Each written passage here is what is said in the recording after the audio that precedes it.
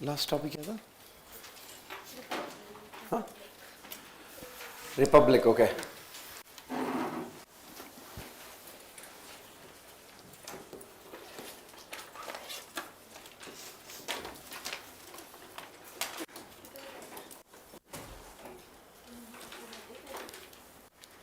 Good afternoon all.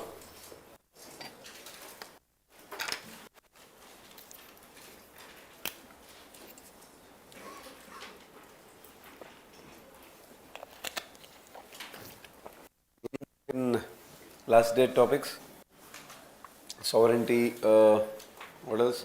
Socialism, secularism, democracy, and republic.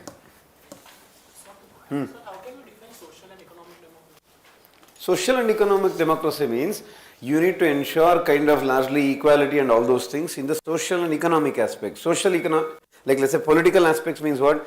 About your voting, about your contesting election, about participating in governance, criticizing the government, getting the work done from the government, accessing government services. वो सब होता है political aspects. Social aspect means what? For example, in society there should not be any kind of discrimination based on your primordial identities, मतलब religious discrimination or caste based, gender based, class based. All those things are social discrimination or social aspects. If you have kind of equality there, that means okay, you have social, what do you call this, democracy. Or look at economic. Economic का मतलब there should be no economic based discrimination, means class rich poor discrimination वो सब. And economic inequalities should not be very very high. Yes, understandable that in any society you cannot have every individual to be equal. That is, in no society it can happen. Not just here, another 1,000 years down the line, another 10,000 years down the line also. In no society everybody will be equal. Economically I am telling. Economically means you understand, right? मतलब everybody we should own same land, same property. वो it will never happen. But at least you should ensure equality of opportunities. Or discrimination should not be there. That you have to ensure. That's what you call it as social economic democracy. That's what whatever you were given. For example, we still don't have the quality of MPs, leaders. We still have the problem of nutrition. We still have income inequalities. Actually, it has increased a lot. Regional imbalance bahut sara hai. Those are all what you call it as social economic democracy is yet to be achieved. Clear? Economic aspects, social. More or less the same concept we will study under equality also. Broadly the same. But before that, let's understand another topic called as liberty. Liberty broadly in polity you can also take it as what? Broadly you can also take it as freedom. So any idea what do you mean by liberty?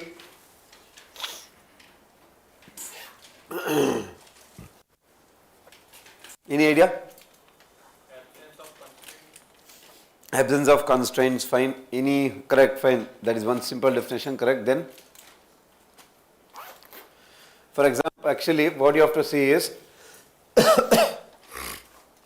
on liberty actually they give a lot of questions, prelims mein. Liberty we can divide it into two first.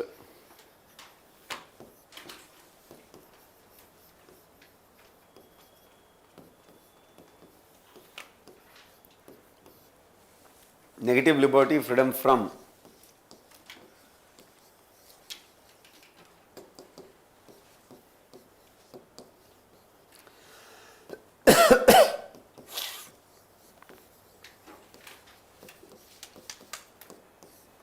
Positive liberty, freedom to. Fine, so these are the two broader aspects. So when you say negative liberty, freedom from, what does that mean? In simple words, as he also pointed out, there should be no restrictions on your personal aspects. For example, government should not tell you what religion you have to follow or what dress you have to wear, what food you have to eat, so many things are there, what profession you have to do, what opinion you should have, what ideology you should support, which party you should support. Those things are not, or which song you have to, no, those things are not left to the government to decide. So then what do you mean by that? The negative liberty means. Negative doesn't mean bad. Again I am telling you, in polity please don't take negative and positive as good and bad. Negative means what should not be there. Or what do you call this? Yeah, negative means what should not be there. Take it like that. So freedom from, you should have freedom from the external restriction. So this is an external concept. Others should not put pressure on you to determine all these things. That's why negative liberty includes so many aspects, as I said, right from your freedom of speech and expression to religion to whatever, but dressing, this, that, everything you include, वो सब होता है negative liberty. Freedom from the external restrictions. Clear? So then what do you mean by positive liberty? Freedom to. So what do you mean by freedom to then? Freedom to means you should have the opportunity to realize your ultimate potential, goals, and to, what do you call as this, ultimate personality development, whatever you call that as, that is called as freedom to. Sir, what do you mean by that? Very simple one. Let's say for example, I normally keep giving this is a kind of NCERT example also. Let us assume there is a son of a manual scavenger. Manual scavenger, you might have heard. Manual scavenger, you know, right? What do you mean by manual scavenger? Those who physically goes with the hands and clears all those things. Let us say there is a son of him. Fine. Is there any restriction on him to clear this exam, like civil service exam, and become IAS, or to make a startup and then become like Ambani, Adani, or whatever, Sachin Bansal? So many people are. Is there any restriction on him? Is there anybody telling him not to become that? Nobody. Is the constitution telling that you should not become IAS, you should not become IPS, you should not become CM, PM? Is anybody telling it? That is not. That means what he has? He has negative liberty because nobody is putting restriction on you. Nobody is putting restriction on you. But in reality, you ask the question, what is the chances of him, if he is born in such a situation, clearing this exam? 1%, I mean 1 out of 1,000, that you don't tell me that exceptions, like say, great exam, that is different. I am telling you average chances. Chances, obviously every one of us know. What is the chance? That means even though he has no restrictions from anybody else, government is not putting restriction on you, society is not putting restriction on you, you are unable to realize your potential. Reason, you will not get access to that level of quality education, that level of quality healthcare, that level of skill, that level of exposure, contacts, finances, anything you tell. Or because all those things also will matter in addition to so many other aspects. And obviously, you think in general, so that is called as what? Positive liberty, freedom to, that means freedom to achieve your goals, freedom to realize your potential, freedom to fulfill your goals and aspirations. So that is called as positive liberty. Largely, we have negative liberty. Positive liberty is yet to be achieved. We have, of course, we have improved a lot, so many things, no doubt about it. We still have to achieve positive liberty. Because in India, quality education, quality healthcare, this, that, everything is not available to all, which is common thing. I don't have to again tell. So hence, we should focus on positive liberty aspects.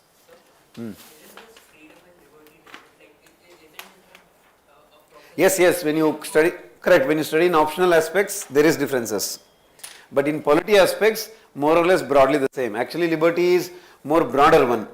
So freedom is a part of it, where you have referring to that kind of restriction, that kind of a one. But in general polity wise, so you have to take it as broadly the same. So got it? So when they say in UPSC, they keep asking, every year they have asked, alternate years they have asked this question. First year they will ask, what is the simplest definition of liberty? Simplest definition means you have to choose negative liberty. Because that's simplest, absence of restraints. But what is the most appropriate definition of liberty, they ask? The most appropriate definition of liberty is what? This is the real meaning, real intention of liberty. To empower you so that you go and achieve your goals. Got it? So this is the real meaning of liberty. Got a broad idea? Now, Does it mean that liberty don't have restrictions? No, not like that. That will come to that. So this is the basic meaning. Clear? This is basic meaning. Now there is another statement which says, like any fundamental rights, we will also study it in your fundamental rights.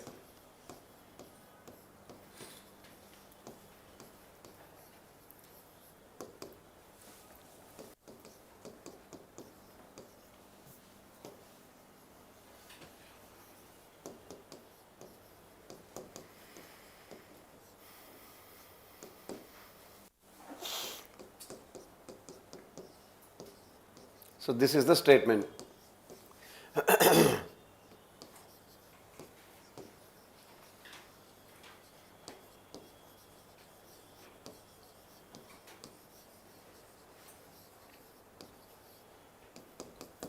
So what is it? So read the statement, you will only easily understand. It is not absolute, it is qualified in nature. It means what they can also put it. It is subjected to reasonable restrictions. What do you mean by that? Very simple. Again, this will come back in your fundamental rights also. Take freedom of speech and expression. Fine. So negative liberty means what? Nobody should restrict your freedom of speech and expression. You should be able to tell what you feel. It can be through your writings, articles, movies, paintings, or what do you call as this, YouTube channels, anything you call it as. Freedom of speech, that is a common one. But can you give hate speech saying that I also have freedom of speech and expression? Obviously they can't allow you. According to NCRB, the Government of India's official record, National Crime Records Bureau 2022, there is 500% increase in criminal hate speeches in the last 5 years. 500%. Imagine the impact then. Why all those things, you ask yourself. 500% increase is there. That means 5 times it has increased. To that level it is. So that means what? Then what do you have to do then? What you should do? You have to put certain restrictions. For example, in freedom of speech, again discuss in your fundamental rights, it is subjected to restrictions based on the grounds of public order. That means if you try to do something which disturbs public order, what they do? Your freedom of speech and expression restricted. Let's say you try to disturb communal harmony, restricted. You try to unnecessarily defame others. Defame means without any proof you are telling that this person is corrupt, this person did a murder. You have to have some kind of evidence or proof. You just keep on, you can't claim just like that. Because in society reputation also matters, that will fall under defamation. That may also restrict your speech and expression. Clear? So that, I think you got an idea. That is what you call it as. It is not, no, it is not restricted, sorry, it is not absolute. It is subjected to reasonable, that's why look at the word.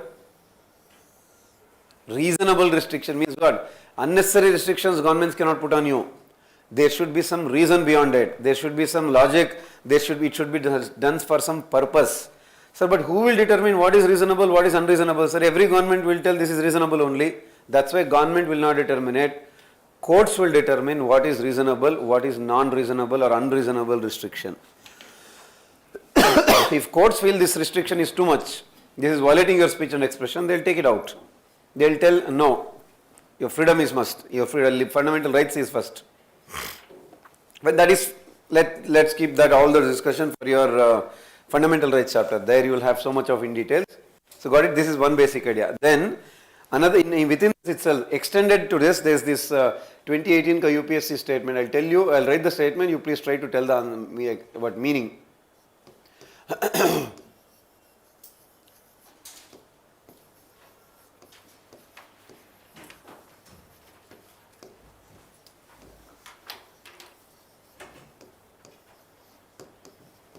Try to interpret and tell me the meaning.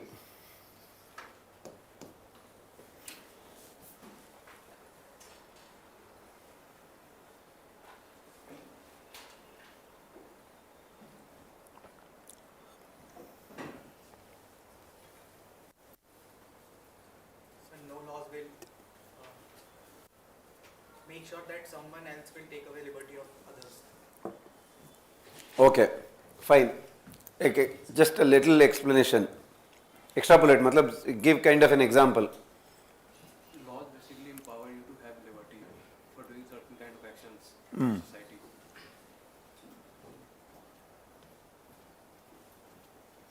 Then the statement should be, if there is law, there should be liberty. But it is not the statement. We can give an example of the UK as well, because there is no law as such. The constitution is not there, but the still liberty exists because it's like a convention over there. Fine, but look at this. If there are no laws, there is no liberty, I am telling. In UK doesn't mean there is no law. That's a different one. There is no written constitution doesn't mean you don't have laws. So don't take it like that. If there are no laws, some certain people might affect other people and take away their certain freedom. Correct. So it is more or less, that's what I am trying to ask. The same example, this is actually linked to this. Whatever the example I gave you, for example, you are given freedom of speech and expression. It's your liberty, it's your freedom. Let's say you misuse it to such an extent that you are just keep on using whatever you want you are trying to say. That means will it not lead to some kind of riot or something? It may lead to communal riot. If it leads to communal riots, some other person may get affected. He may get beaten, maybe who knows, some kind of, he may die also. A lot of communal riots has led to a lot of deaths. Now, are you not affecting another person's liberty then? Hate speech, what you say as your liberty, has led to which one? Communal right. Communal right led to violation of someone else's liberty. That means, hence you should always put laws. Laws means take it as what? Yeah, replace it by the word, if there are no reasonable restrictions, then what will get affected? Others' liberties get affected. That's the reason. Remember, you can look various statements, like let's say for example, Gandhi's very famous statement is there that freedom comes with responsibility. You can't just enjoy freedom just like that. You also have to use it responsibly. It's like that. Or there is very famous statement of Voltaire. He is a very famous French thinker. He says, your liberty stops at my nose. Means you do whatever you want to. What you should not do. Don't get into my personal life. Don't try to affect me one or other way. You rest, you take it your time. It's your wish.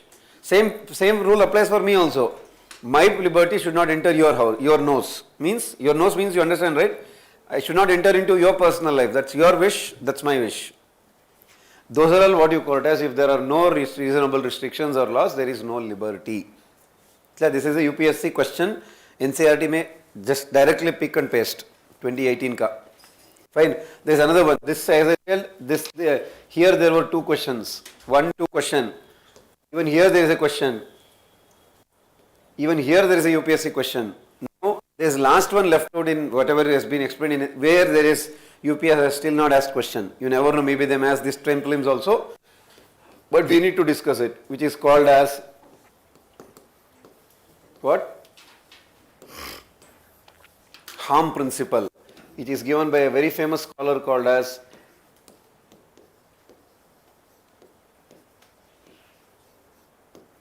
J.S. Mill, John Stuart Mill. He was a UK, that is British scholar. Now he has classified into two types.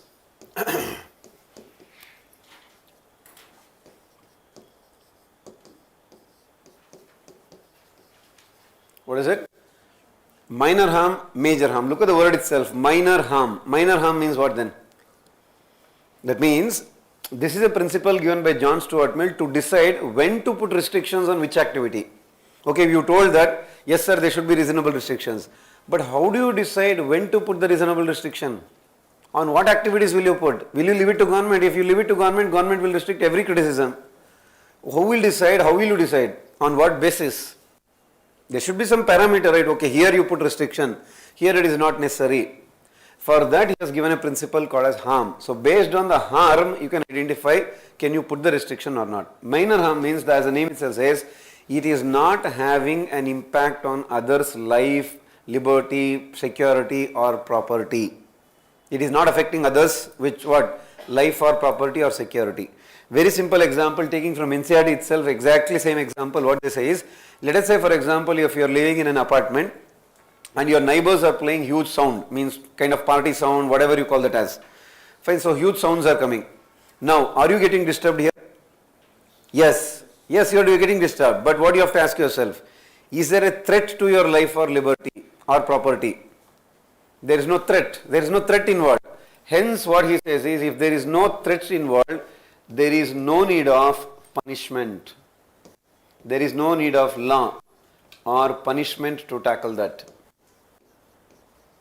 Sir, then how to tackle it then? You have to just take care of it through, this is the exact wording also used. How do you have to take it? Social disapproval. Social disapproval means what? Go criticize them, talk to them, that itself will bring a balance. Fine. So that is called as minor harm, because what is the parameter? Is there a threat to others' life, property, liberty?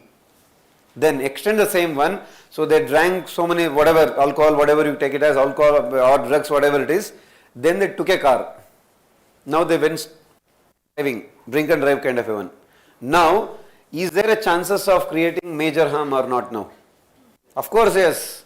Because anything can happen, you never know. You are on drugs, you are on drinks. Now then, what is the chances of threat to others' life or liberty then? Very high. Hence what happens, what they say is here, there is need of law or punishment. There is a need of law or punishment. That is called as major harm, because it's a major harm. Getting the point? What do you mean by minor and major? That is what harm principle given by John Stuart Mill. Minor harm, major harm. When do you have to decide? Clear? So this is a very important concept related to liberty. Then there is, mostly this is what is being given by UPSC related to liberty one. Then of course this all you have to extend it and take it to what we call it as fundamental rights and all those things. That we'll do it later. Clear? Yeah, so please write this. Liberty. So first point, tell which country have you borrowed it from? Borrowed from France. French Revolution, borrowed from France.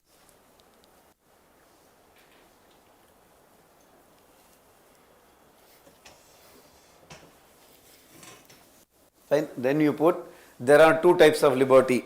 First copy it. There are two types of liberty.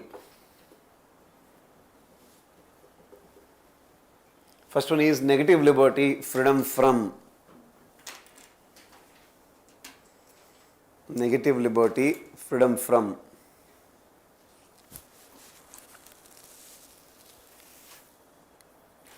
So what do you mean by that? It is the simplest definition of liberty. So if the statement says in UPSC, simplest definition of liberty, choose negative. It is the simplest definition of liberty. It is the simplest definition of liberty. Simplest definition of liberty. So how can you define it? It refers to absence of external restraints, restrictions. It refers to absence of. It refers to absence of external restrictions or restraints. Absence of external restrictions. Absence of the external restrictions. Fine. Broadly it includes freedom of speech and expression. Broadly it includes freedom of speech and expression, freedom of speech and expression, freedom of religion,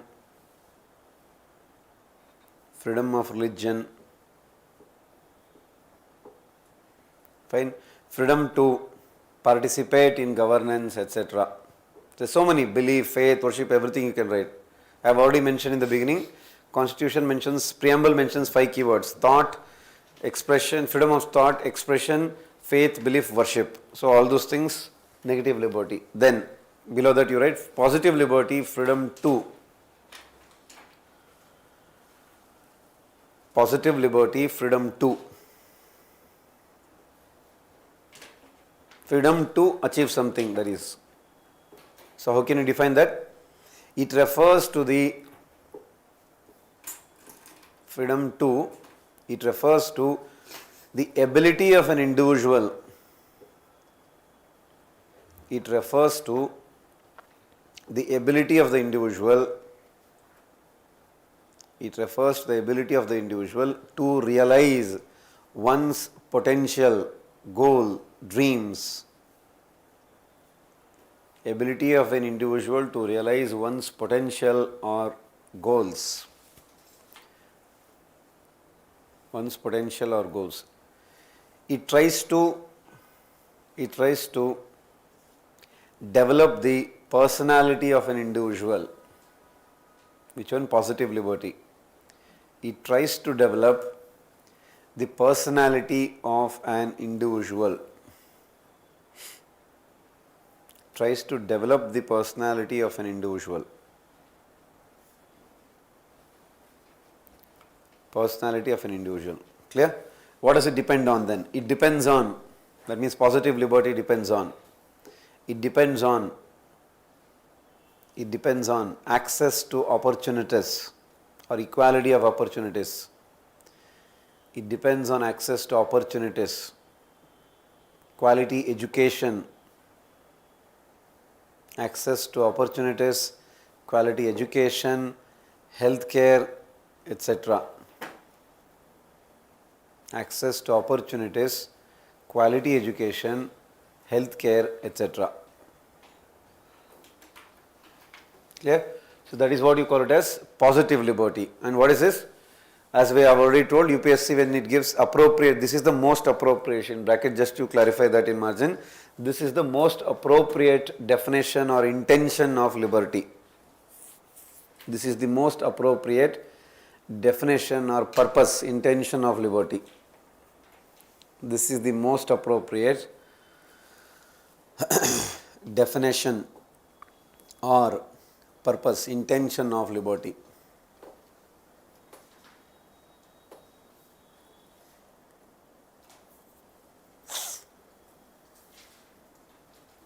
Fine. Then write this statement. Just copy it just like that.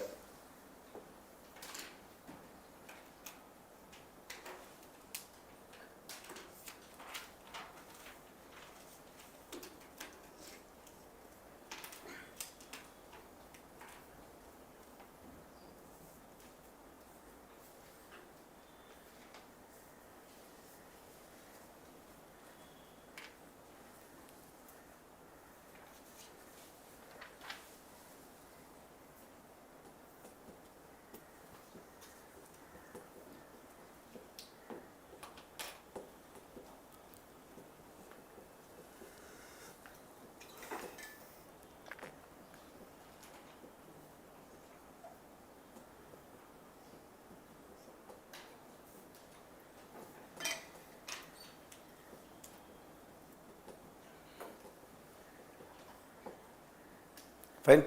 Then if this is done, the next one.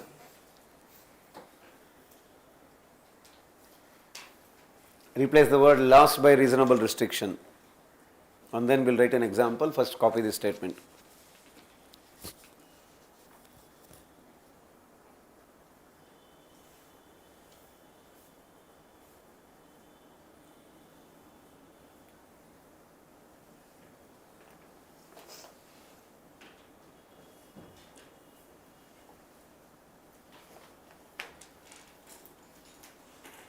Fine. So give an example. For example, freedom of speech and expression may be misused. For example, freedom of speech and expression. Freedom of speech and expression may be misused. Freedom of speech and expression may be misused. May be misused as hate speech. Freedom of speech and expression may be misused as hate speech. Hate speech. So what this may lead to? Which may lead to public order, that is disturbance in public order, may be misused as hate speech, which may lead to disturbance in, may lead to disturbance in public order and thereby communal riots,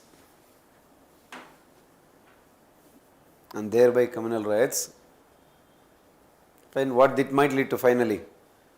This affects others' life or liberty. This will affect others' life or liberty. This affects others' life or liberty. That means, hence others' liberty is affected then. Clear? If you want, write in margin, write that statement.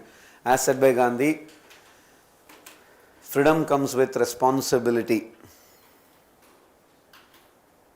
As said by Gandhi,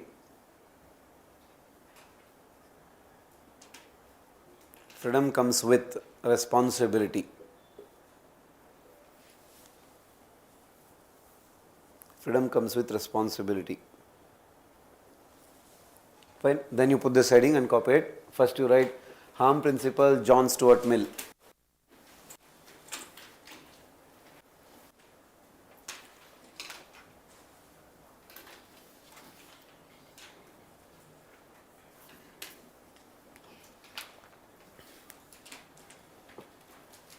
John Stuart Mill, harm principle. Under that first one, minor harm. So how do you define minor harm? So first tell what do you mean by minor harm. those actions which will not affect, which will not have a threat to, those actions, those activities which will not affect, those actions which will not affect the life or liberty, secure, anything you can write, which will not affect the life or liberty of other individuals. Those actions which will not affect the life or liberty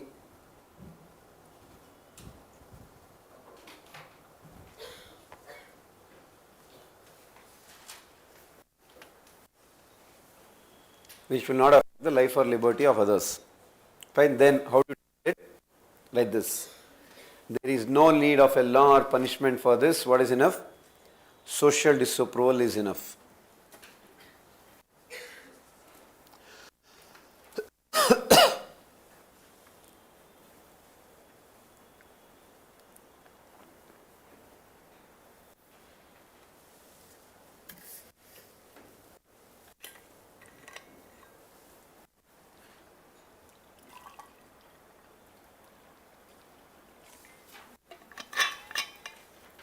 Major harm, reverse it. So how do you define it then? Those activities which will affect the life and liberty of others, and then write the point. You have to put penalties, restrictions, whatever you call them as. Those actions which will affect the life and liberty of others. So this is a very famous one because time and again UPSC asks questions on liberty. Negative, positive, reasonable restrictions, this, that, one or other way they will ask.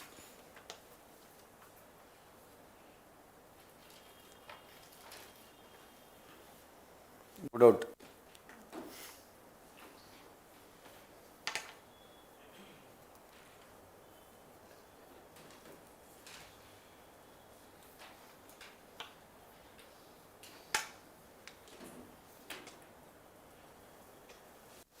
Fine? Okay. That is one. Now let's go to the other one. After liberty, then need of law or punishment.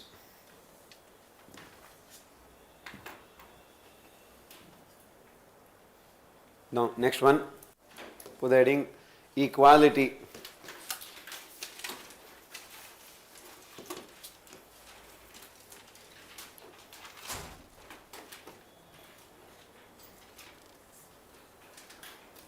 So there are different types. First we'll write equality.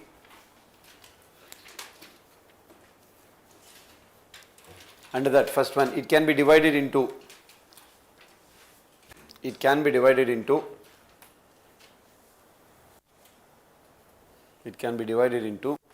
three types again.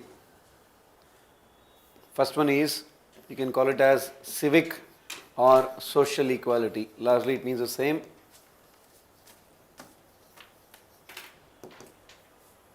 It can be divided into three types. First one is civic or social equality. That means what should not be there then? Negatively you clarify that. What do you mean by that? It refers to absence of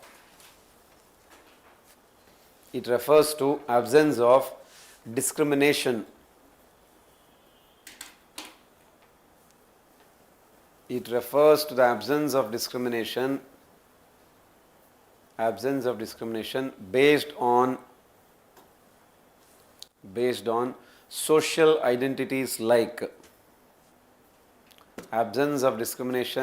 social identities like same religion, caste, gender, language, etc.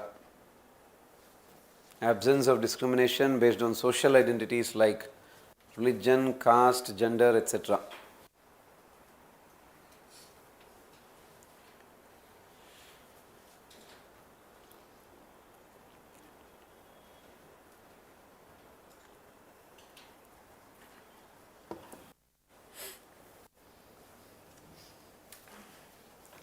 For example, Article 14 to Article 18 of Fundamental Rights. For example, Article 14 to Article 18 of Fundamental Rights Article 14 to Article 18 of Fundamental Rights ensures civic equality. We'll discuss that, of course. It's a big chapter, very big chapter, Fundamental Rights. There we'll discuss all these things. Article 14 to Article 18 of Fundamental Rights, Part 3, ensures civic equality. Fine, so that's where you get equality before law. You might have heard terms like equal protection of law, prohibition of discrimination, equality of opportunity in public employment, abolition of untouchability. So many things are there. Basically, those are all your civic social equality. Then comes political equality, second one, which is more or less similar to what yesterday we discussed as political democracy.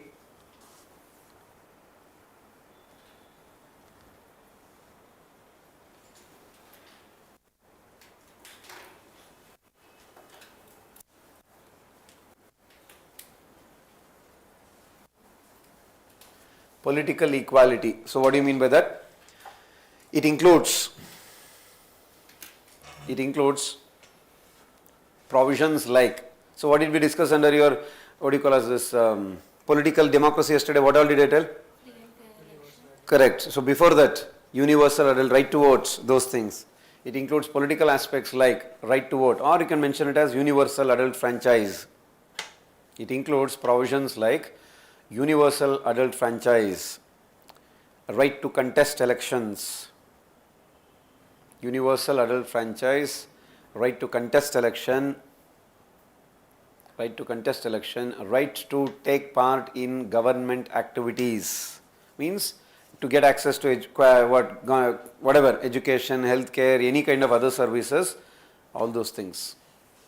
Universal adult franchise, right to contest the elections, and right to get access to the government service or take part in the government activities, anything you call it as. Those are all part of your political equality. Clear? Then comes your economic equality, which is more or less, again, we have told you yesterday itself, economic equality. Economic equality.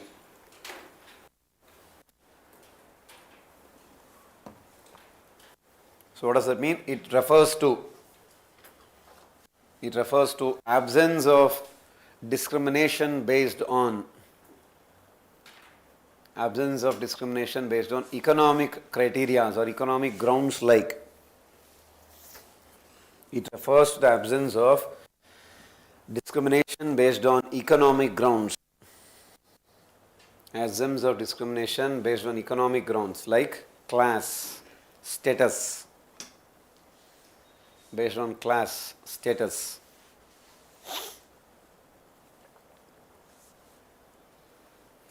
Fine, that is called as economic equality. Clear? Now, within that it's not so easy because there are subdivisions also within that. For example, let's say, have you heard concept like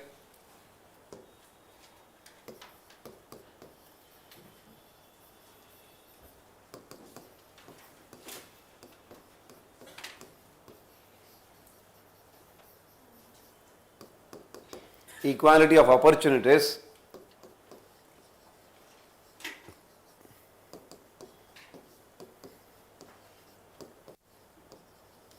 equality of outcomes.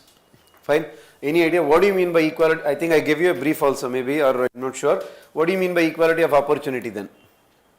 Everybody keeps telling everybody should get access to equal opportunity. What do you mean by equal opportunities? Or what is the concept called as equality of opportunity then? The starting point should be same. Yeah, correct. Correct, theoretical, but some practical you tell, like, sir, this is what it is. Equality of opportunities in job, education. Okay, fine, clear. So, okay, that's what I am telling. For example, equality of opportunity in jobs, sir. What do you mean by that? You just conduct an exam, let everybody contest, and whoever gets into the top, give them the top position. This looks good, very good. Same you apply to politics also. So, what do you mean by equality of opportunity in politics then? Conduct an election. Let anybody contest. Ultimately, it's democracy. So, whoever people chooses, they'll go to the top. Correct? This is equality of opportunity. Now, reverse the point. For example, for women you take. Is there any provision? Of course, just now we have told universal adult franchise. What does that in simple words mean? Does the constitution say that women should not contest election? Or does the constitution say that women should not vote in? Nothing. But At present, even yesterday, I think I might have given you fact, how many women MPs are there in Lok Sabha? 14%. Now, if there is so much of equality of opportunity for women, why are they, if on an average, if you take India's population around, let's say 50-50, if 50% are women, why do you have only 14% MPs then?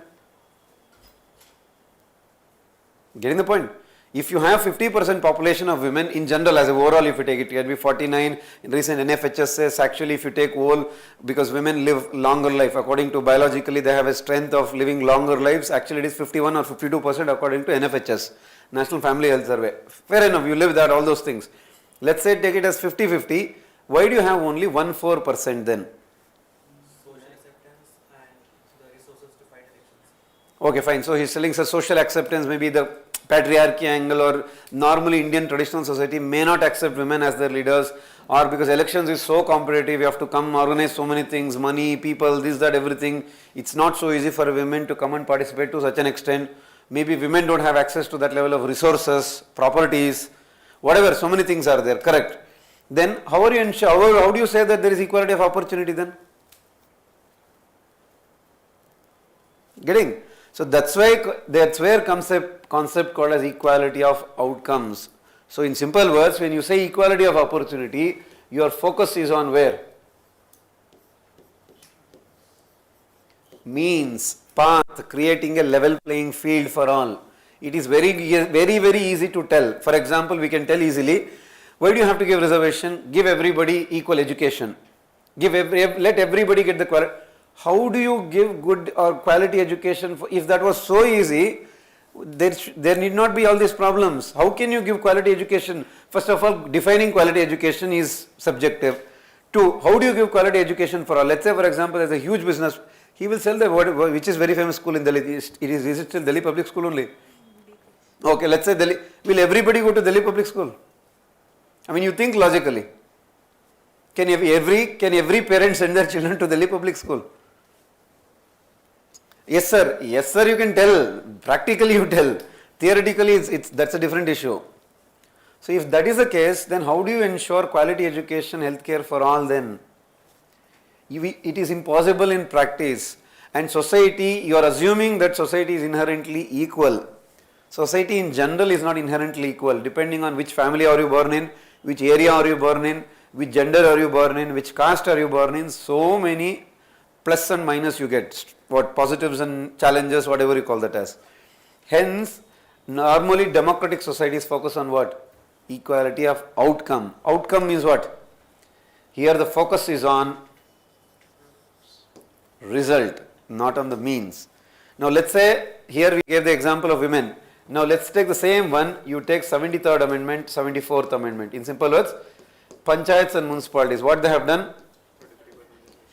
Minimum 1/3 of the seats for whom? Women. Now, irrespective of it, what will happen here? Minimum 1/3 there is no other option, you have to get women. So that means what is ensured? Result is ensured. But even here there comes a question, sir, what if they are not quality based? Then you focus on their quality, agreed. But or else what will happen, if you only focus here, this will not get ensured. That is the reason mostly we focus on result. And whatever we keep telling it as technically, aspects like reservations we tell, right, reservation in jobs, everything. Broadly, there is a word for it called as affirmative action or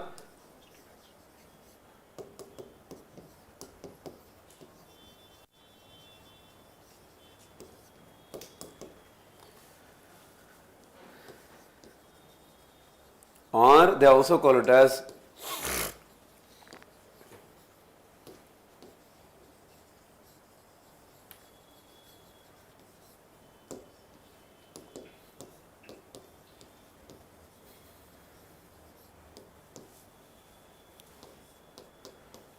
so all of them is based on the idea of equality of outcome. Affirmative action. What do you mean by affirm actually? Affirm means something you say very strongly, positively. So that is means the positive measures taken by the government to improve the lives of the marginalized, vulnerable, whatever you call them as poor, women, children, minorities, SC, ST, whatever you call them as, That measures is what you call as affirmative action. Yes, it is also a kind of discrimination, but remember by the definition of discrimination, you should focus on the what do you call as this intention. In general, when you say discrimination, what is the intention here? The intention is to exclude someone, demean someone. But here it is not something to demean or someone. What is it? The intention is to improve the lives of someone. That is why it is called as what? Not negative discrimination, positive discrimination. Measures taken to bring a positive impact on someone's life. It is also called as, yes, you are treating someone differently. Like let's say when you give reservation for women in panchayats, or OBC reservation in jobs, SC reservation in jobs, ST, you're treating differently, we are not saying no. But the intention is to ensure results. And the entire constitution or any democratic society is not based on the idea of equality. Because in general, equality is very difficult to ensure. You can't treat everybody equally.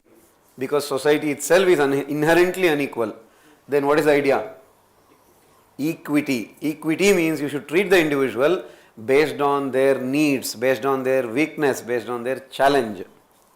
Understanding? For example, Sugamya Bharat Abhiyan is there, wherein in an Accessible India campaign, or you go to any metro stations, I have not seen observed in Delhi metro so easily, but if you have observed, you may have ramps. In so many railway stations also you have ramps for physically challenged.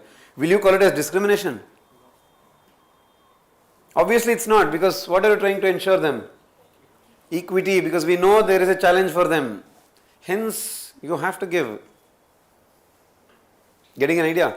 This is called as equality of opportunity, equality of outcome. Of course, yes, some issues are misused, some loopholes are there, we are not saying no. For example, there is a very broad, Supreme Court itself has, for example, the idea of reservation itself is sometimes misused, because the idea of reservation is the benefit should go to the last person, the real needy. But sometimes what will happen, because of the documents issues, whatever so many issues, benefits may not go to the needy person. That's why there is a criticism that it may create a class within class. Means within actually a OBC reservation, SC reservation, ST reservation, they are already who are benefited. They themselves may keep getting the benefits. That's why it is criticized as it may create a class within a class. Means within that beneficiary section, some people only will keep getting the benefits. Correct. Or you look at SC/ST Prohibition of Atrocities Act, that is also misused. There are a lot of fake cases also under that. You take Dowry Prohibition Act, even that is also misused. There are a lot of instances wherein what women have put fake cases also against. There is, for example, Me Too, that is what you call it as protection of women against sexual harassment at workplace. There are fake sexual harassment cases also which are put, there is no doubt. But Supreme Court also has clarified the mere misuse of a law is not a ground for declaring the law as unconstitutional. Means what? Just because let's say out of 100 cases, if 15 are fake, 20 are fake, you can't declare the law itself as invalid. Because how is a law declared valid or invalid? Based on the purpose. What is the intention of the law? The intention of the law is not to affect someone. What is the intention? To uplift someone. Hence, if there are any misuses, what you have to then look how you can reduce the misuse. You can't look for a reason to declare the law as invalid. Then the negative impact is very high then. That's the reason next time when you find any fake cases under SC/ST Act or Dowry Act or Child Marriage Act or Me Too, the Protection of Women Act or Domestic Violence Acts, no doubt, of course, there are fake cases. It's not like something untold or secret. Everybody knows that. But you can't declare the law as unconstitutional. You should look to reform it. Got an idea? That is how the measures should work. This is one kind of. There is another one. There are two. These are all NCERT definition itself I am telling, because that's where you get the conceptual clarity. There are two types of inequality they identify. One is called as natural inequality. Second one is called as social inequality. Natural inequality means what? Let's say, for example, there is a person with one or other kind of physical challenge. Means what? Maybe blind, vision disability, maybe speech related, maybe whatever, hands, legs, movement, anything. Now obviously what is it then? Natural inequality, because by birth or some other issues, genetic issues, you have that inequalities. That you can't help. But there are so many inequalities which are what? Social, means society will come up with it. The same NCERT example itself, what they tell is, for example, the colonial ruling powers, the British whatever, so many are there, they used social inequality. Like what, for example, in US, the whites, I mean the normal Americans used to tell the black Americans that because to justify slavery, what they used to tell was, the black Americans are childlike, they are innocent, they don't know how to tackle themselves, they can't rule themselves, they should always be maintained by someone, controlled by someone. Only then they can live a better life. Was the logic which was put across. Got the logic? The logic was to justify slavery, that the black Americans are childlike, they are innocent, they can handle themselves, hence who should take care of them? Hence there should always be a master who can take care of you, control you. This is, it was projected as what? It is projected that by birth you are like that, by nature blacks are like, was projected. But what was it actually? Because it was social means what? People, I mean the white masters, what you call it as, they were doing it so that they can control the blacks. Same thing British also did it in India. For example, racial superiority is there. Lord Cornwallis, when they created the civil service, whatever you are appearing for, the concept was created by Lord Cornwallis. When he created in 1780s, intentionally Indians were kept out. And the logic they used was, first point, Indians are corrupt by nature. That means by nature you are like that, by birth. So first point, you can't be put into civil service. Two, he said, you don't have the ability, you don't have discipline, you can't be put here. Hence, you can't rule yourself. Who should rule? We should rule you. Racial superior. By race we are more strong, by race you are weak, we are civilized, you are uncivilized. So it is our responsibility to take care of you. Remember, they keep telling a very famous statement called as white man's burden. So those are all what actually? It was not natural, social. But how did they project it as? Natural, because if they don't tell it is natural, we will not listen to them. If they tell us you have all the potential, you rule yourself, how will colonialism stay then? They should tell us, you guys don't know to rule yourself, you are weak, hence you should listen to me. Only if they tell you psychologically, tell us, we can be ruled. Same concept, again these are all NCERT only, they also tell the angle of patriarchy. That means men have also told women for centuries that you are much good in domestic work, you are good in cooking, you are good in whatever you do, you know that, the so-called care economy, taking care of children, taking care of parents. So you are good in that, you stay there. Men are good in some other works, we will take care of that. That is also what? Projected, not necessarily natural. Fine. So these are all various examples related to natural inequality and social inequality. Right from colonialism, the slavery one, to the patriarchy one, is these aspects. Okay, natural inequality is fair, I mean you can't help. Social inequality should not be there. I think broadly you got an idea. Yeah, please write.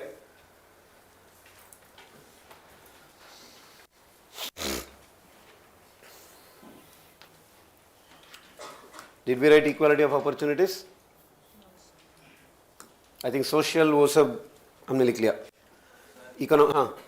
Sir, we can say that economic equality cannot be included in fundamental rights because it can violate liberty. Yes, you can't ensure economic equality. Means, by definition again you should not take economic inequality as everybody should be equal, same land, same, it's not necessarily that.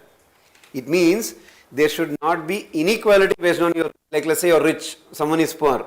That discrimination should not be there. That's called as economic equality. We are not saying everybody should own the same property or wealth. That cannot happen, understandable. I have already told you that. In practice, you cannot ensure that. There will always be people, people who work hard, people who can achieve more, people who may not work hard, who may not achieve more. That you can't help. That's society. That's the reality one. Got it? Yeah, so please write this first one. Put the heading equality of opportunities.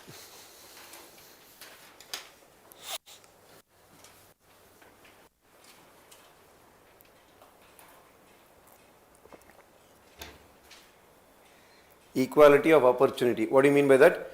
Here the focus is on means, path.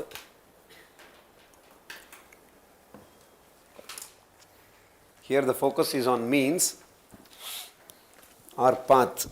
And what is the intention? The intention is to ensure a level playing field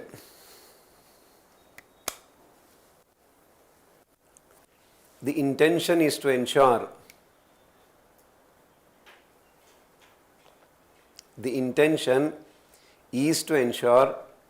a level playing field for all. The intention is to ensure a level playing field for all. For example, in political domain, women are given, political provisions, women are given the right to vote and right to contest elections equal to men.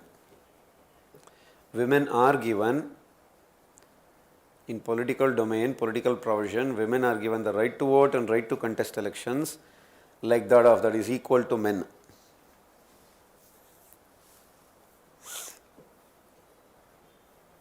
But what happens? Below clarify. However, society is inherently unequal. That means one or other way you will have differences. However, society is inherently unequal.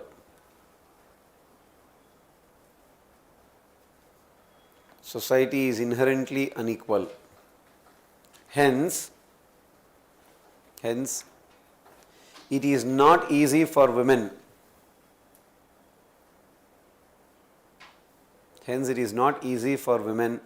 To get to the political positions. Hence, it is not easy for women to get to the political positions. Not easy for women to access the political positions. Cite the fact. For example, in 17th Lok Sabha, only 14% are women. 14% MPs are women. For example, in 17th Lok Sabha, only 14% MPs are women. In 17th Lok Sabha, only 14% MPs are women. Hence, what we need? Hence, we need equality of what? Outcome. Hence, we need equality of outcome. Then define. Here the focus is on what? Here the focus is on the goal, result. Here the focus is on the goal or result.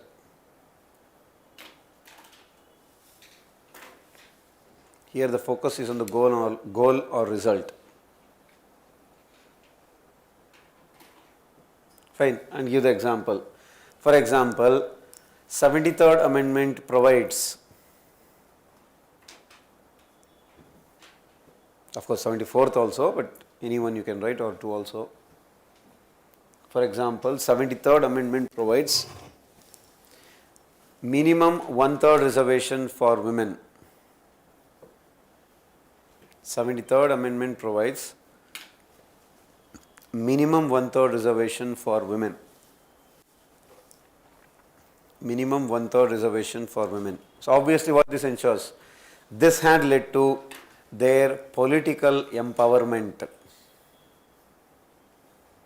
This has led to their political empowerment. This has led to their political empowerment. Clear? If you want in margin, you can write the statement itself. As said by Ambedkar,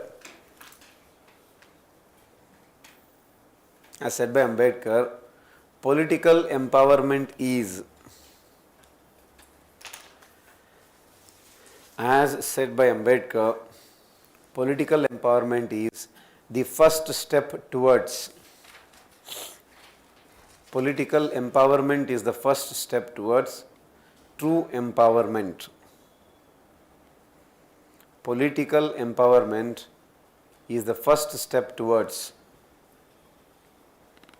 political empowerment is the first step towards true empowerment of any section, any community. Fine?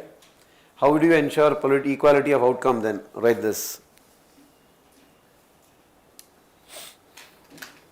Equality of outcome is ensured through,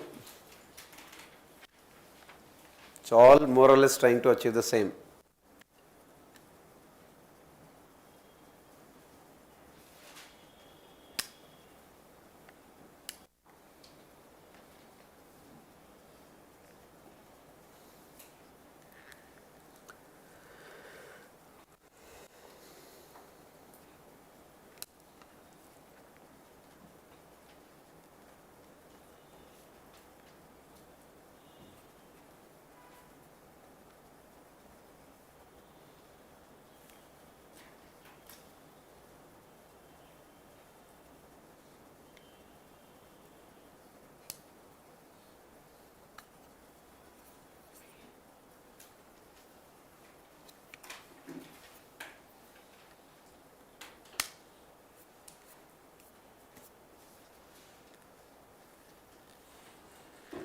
Equality through differential treatment and equity principle.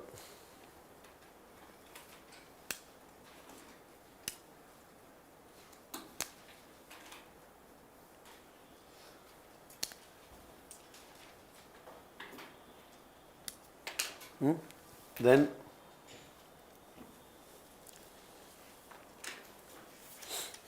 two types of inequality.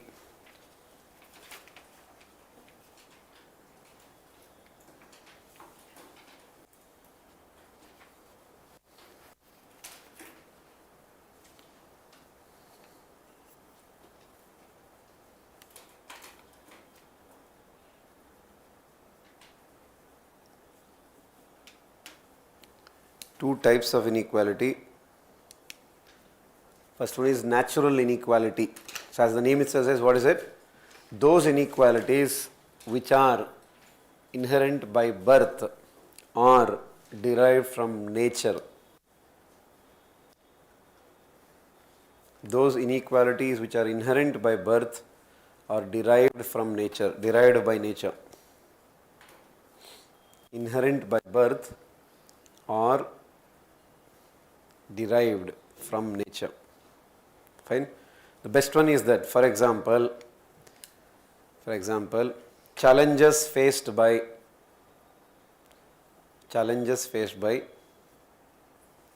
a specially abled person or a physically challenged person. That means a blind or a deaf or a dumb, whatever you call it as, it is one or other way of disability. Challenges faced by a physically disabled or a physically challenged person. So that is called as natural inequality. Then social inequality. Social inequality. Those inequalities which are present in the society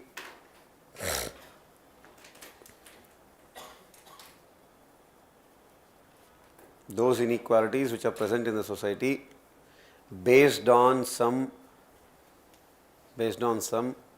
prejudice, stereotypes. Those inequalities which are based in the society which are present in the society based on some prejudice. That means some myths will be there always. They are like this, so like that, many will be there based on some prejudice. Fine, like what? For example, colonial masters, colonial countries, colonial masters or colonial rulers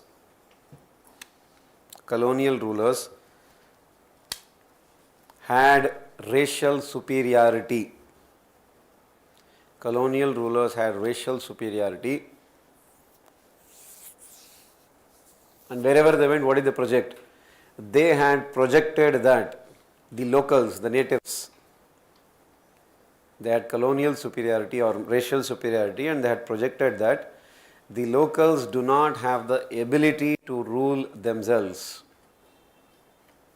They had projected that the locals do not have the ability to rule, protect anything, the ability to rule themselves.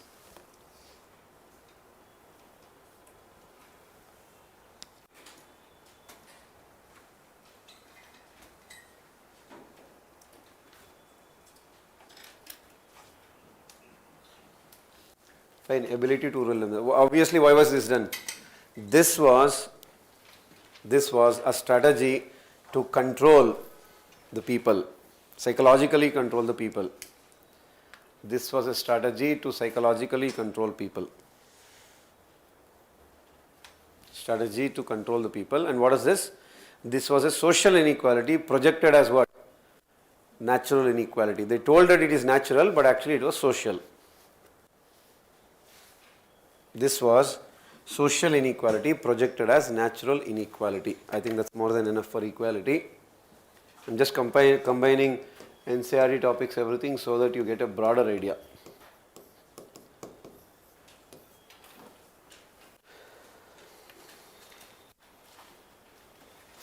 So whatever more or less justice we have discussed, justice, the ideal is borrowed from, remember USSR, that means today's Russia only, but it was more bigger. Justice. So remember, justice is always beyond equality. Justice is mostly related to, or mostly based on what kind of values? These kind of values. Clear? I mentioned that again. Justice below that. It includes three components. Even in preamble they mention three components. It includes three components. First one, social justice. It includes three components. First one is samajika nyaya, social justice.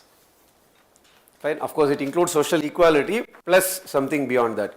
So, okay, what does that mean? Clarify that. More or less, we have discussed it. It includes absence of social inequality. What you wrote just now. It includes the absence of social inequalities based on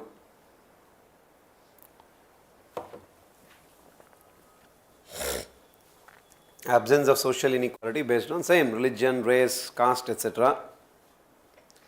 Absence of the social inequalities based on religion, caste, gender, etc.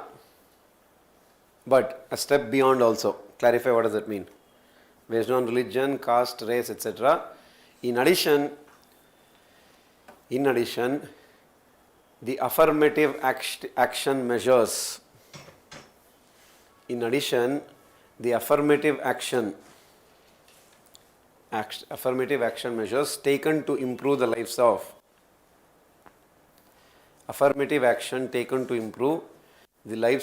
marginalized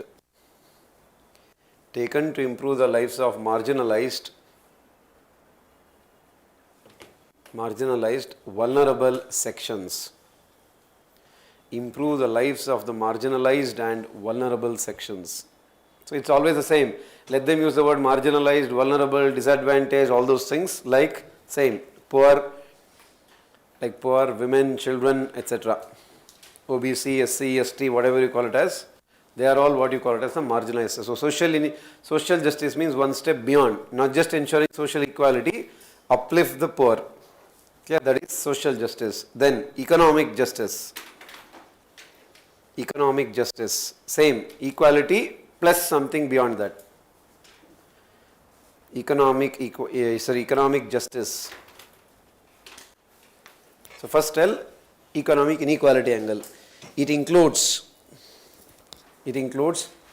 absence of discrimination based on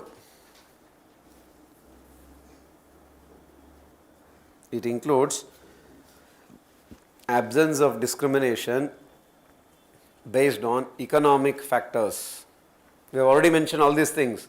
Some overlaps will always be there. Absence of discrimination based on economic factors, that is class, rich and poor, that one. Economic factors like rich and poor or class. But what is the additional one? In addition, that is, it includes affirmative action taken to reduce economic inequalities. That means what? Income inequality, all those things. In addition, it includes the measures taken to reduce income inequality. Measures taken to reduce economic inequality.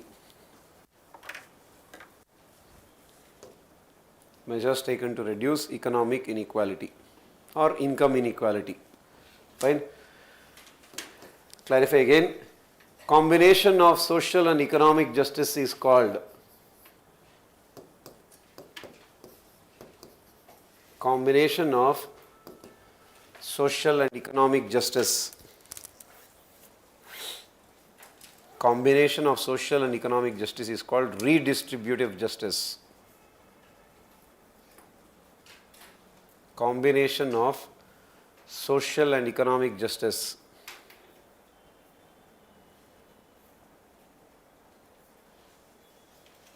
is called redistributive justice. And what is it? This is the base for, or which is the base for, welfare state, which is the base, foundation for welfare state, which is the base for welfare state. Fine. If simple example you can write, for example, have you heard a concept called, for example, progressive taxation? For example, progressive taxation is a measure to ensure redistributive justice. For example, progressive taxation is a measure to ensure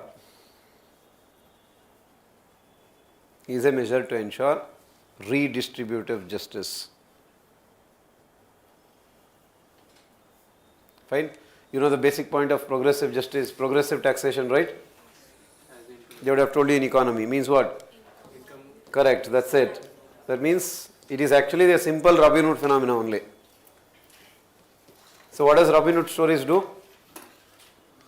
Take from the rich, give to the poor. What are you doing here? More or less the same only, but that was done in a violent, illegal manner. This is more democratic, welfare state based angle. So collect more, as your income increases, increase the tax. Collect it, redistribute it to the poor. Clear? So that is the idea. Progressive taxation is to ensure redistributive justice. Clear?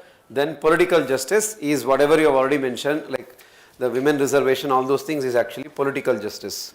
Political justice. Let's finish off in one line. In addition to political equality, because we have already mentioned all those things.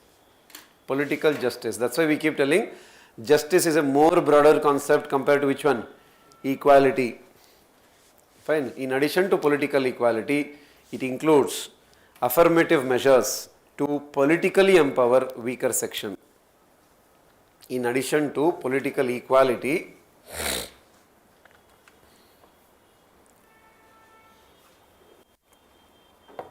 it includes affirmative measures. It includes affirmative measures to politically empower vulnerable sections, weaker sections, whatever it is, to politically empower the weaker section. So if you want to write example, same example, reservation for SC and ST in Lok Sabha and Assembly. For example, reservations for SC and ST. Remember, if I have already told you that, I think in constitution there is, as present, there is only reservation for SC and ST in Lok Sabha and Assembly. Women is for Panchayat and Municipality, that is different. I am telling Lok Sabha and, sir, what about Rajya Sabha, sir? In Rajya Sabha, all those things, there is no concept of reservation. Clear? Example, reservation for SC and ST in Lok Sabha and Assembly, MLA. That is political justice. Clear? Then there is a concept called as, put the heading, this is again an NCERT concept, which is a very famous one also. This will help you in your ethics. Have they kind of tried to cover? Not yet. Half is done. Did they tell John Rawls? Okay, so try to recall. What done by Pati sir? Okay, Umesh sir. Put the heading, Theory of Justice, John Rawls. Theory of Justice, John Rawls. So try to recall what is the gist of Theory of Justice, John Rawls? Society is inherently unequal. That is fine. मतलब इसके आगे कुछ बताओ. here have you heard the word called as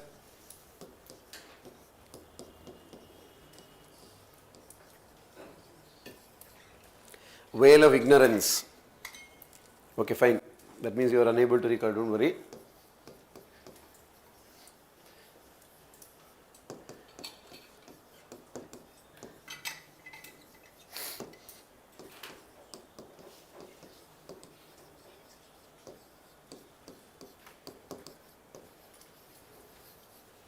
So what again, of course, this is also is criticized. It's not in, obviously in polity by now, there is no theory, not just here, in no political theory or economic theory is 100% accepted by everybody, because one or other criticism will always be there. No theory is perfect, like no human is perfect. Fine. So veil of ignorance, look at the term veil of ignorance means what? It is actually based related to something called as equality principle. What he says is, he assumes a hypothetical situation. Let us say, for example, you don't know where you will be born. Obviously, nobody knows which family you will be born, which parents, which caste, which religion, which state. Nobody knows that. Let's say, for example, before your birth, you are given an opportunity to choose which society you will be born. Because you don't know where you will be born, let's say if you are given an opportunity to create a society, what kind of society will you create? Will you create a society based on, yes sir, let it bear, like let's say a Chaturvarna kind of a system, let it be there. So I will be born in Afghanistan, sir, I like much to be born. Will anybody try to say that? Or will anybody say that, no sir, let me create some 10 categories, I will go to the last category, I like to be an underdog and all those things. Nobody will because nobody wants to be discriminated, nobody wants to be in a weak position. Everybody wants to be much better, or at least equality. That's a hypothetical situation in which he says, if you are not aware about in which society you will be born and given a chance, you will always try to create a society based on largely the values of equality and liberty, where there is no broad-based social inequality, discrimination, those things should not be there. That is called as veil of ignorance. So hence what he says is, if everybody accepts to this principle, because more or less you ask anybody, everybody will say that. Hence he says, if everybody accepts to this principle, then the government should try to create such kind of society. That is called as equality principle, because you are accepting the principle morally. Hence that should be the base of your action then, is one. Two is difference principle, in which he says, we accept that inherently in an equality society you can't create. Hence what they say is difference principle, means let there be inequalities in society, we understand, because or else you can't create a Marx kind of society, abolish private property, let everybody, you can't create like that in society. Hence we understand it, but inequality should be in such a way that it should be for the advantage of the last person, Antyodaya kind of an idea. It should be not for the benefit of whom? The top person, because top person will anyhow benefit. It should be inequalities in society should be designed in such a way that it is for the benefit of the last person. And another one which he says is, we understand again that, for example, let's say you become an MLA, you become an MP, or you become an IAS, or you become a Prime Minister. Will you not get so much of privileges in society? Will you will go up the social ladder, your positions will improve, your family will get a lot of respect. Understandable.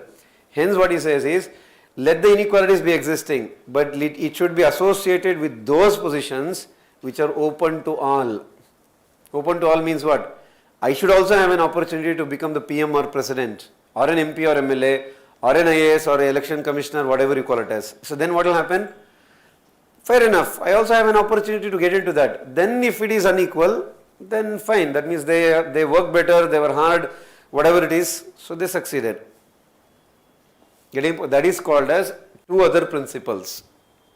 Got an idea what do you mean by that? What do you mean by veil of ignorance then?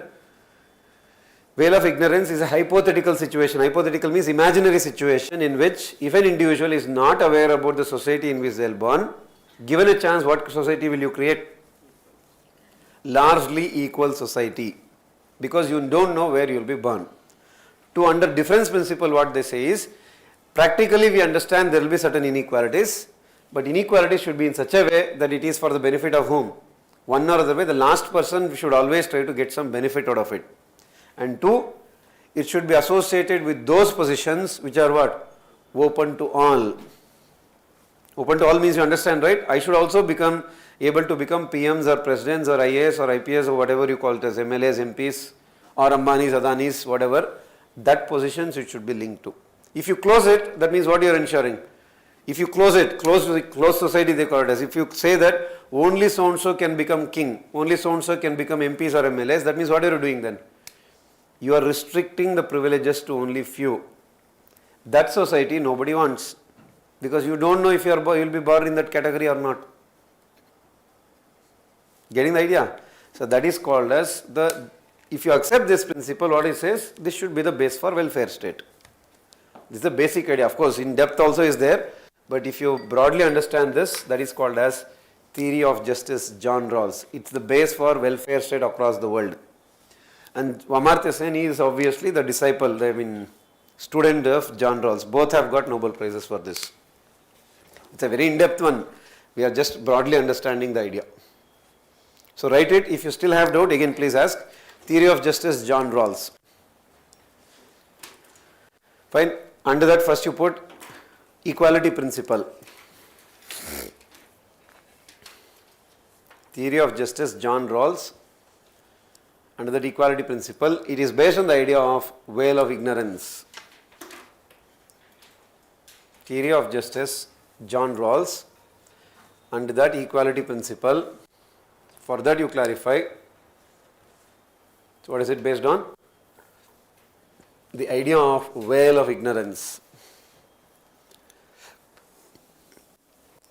Based on the idea of veil of ignorance. Veil means there is a blockage and you can't see it, unclarified. It means in an hypothetical imaginary situation, if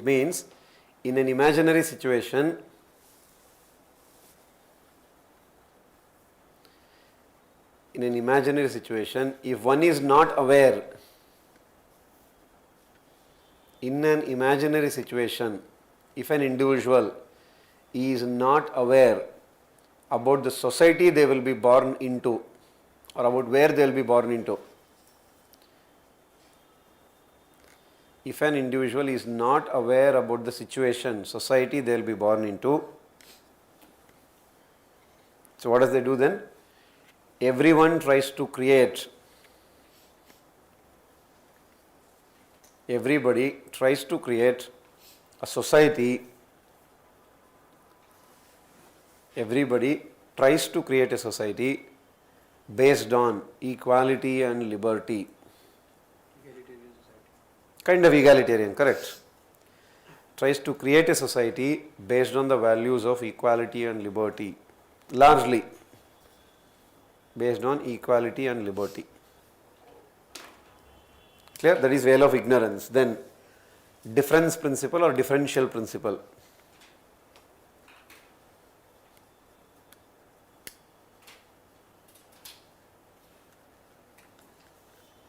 Difference principle.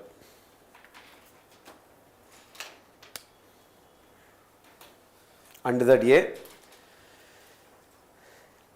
if inequalities exist in society,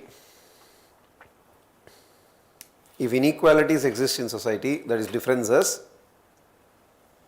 if inequalities exist in society, it should be for the benefit of the disadvantaged, vulnerable. If the inequalities exist in society, it should be for the benefit of the disadvantaged. It should be for the benefit of the disadvantaged. Clear? Then under that 2, inequality should be associated with those positions. Inequalities should be associated. Inequality should be associated with those positions open to all. Should be associated to those positions open to all. Inequality should be associated with those positions open to all. Clear? So that is John Rawls. So more or less that is the justice angle. Then last word, fraternity. It is more easy. I have already told you, whatever you have written in preamble, 2 things. One is, what is the intention of liberty? Correct, that one. Put the heading fraternity. Again borrowed from France.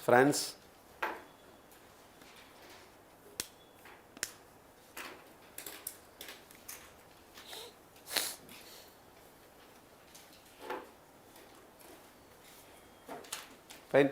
So first clarify below that. It means brotherhood.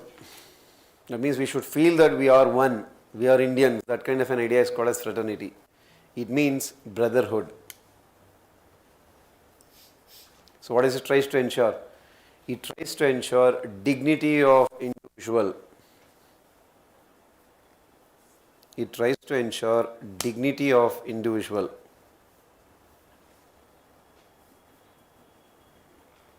It tries to ensure the dignity of individual. Fine. Below that clarify. The idea of single citizenship or the provision of single citizenship in India. That's why remember in India, US you have dual constitution, dual citizenship. But in India, that is also trying to ensure this. The provision of single citizenship tries to ensure fraternity. That we should feel that we are all one. The provision of single citizenship is to ensure fraternity.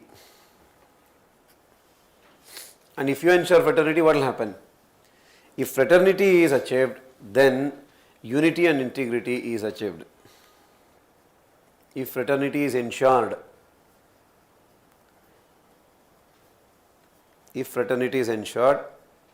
unity and integrity will be protected. If fraternity is ensured, then unity and integrity of nation will be ensured, will be achieved. Unity and integrity of the nation will be achieved. Fine, but clarify. However, in reality, in practice, there are still challenges to India's fraternity, unity and integrity. However, in practice, there are still challenges to India's unity and integrity.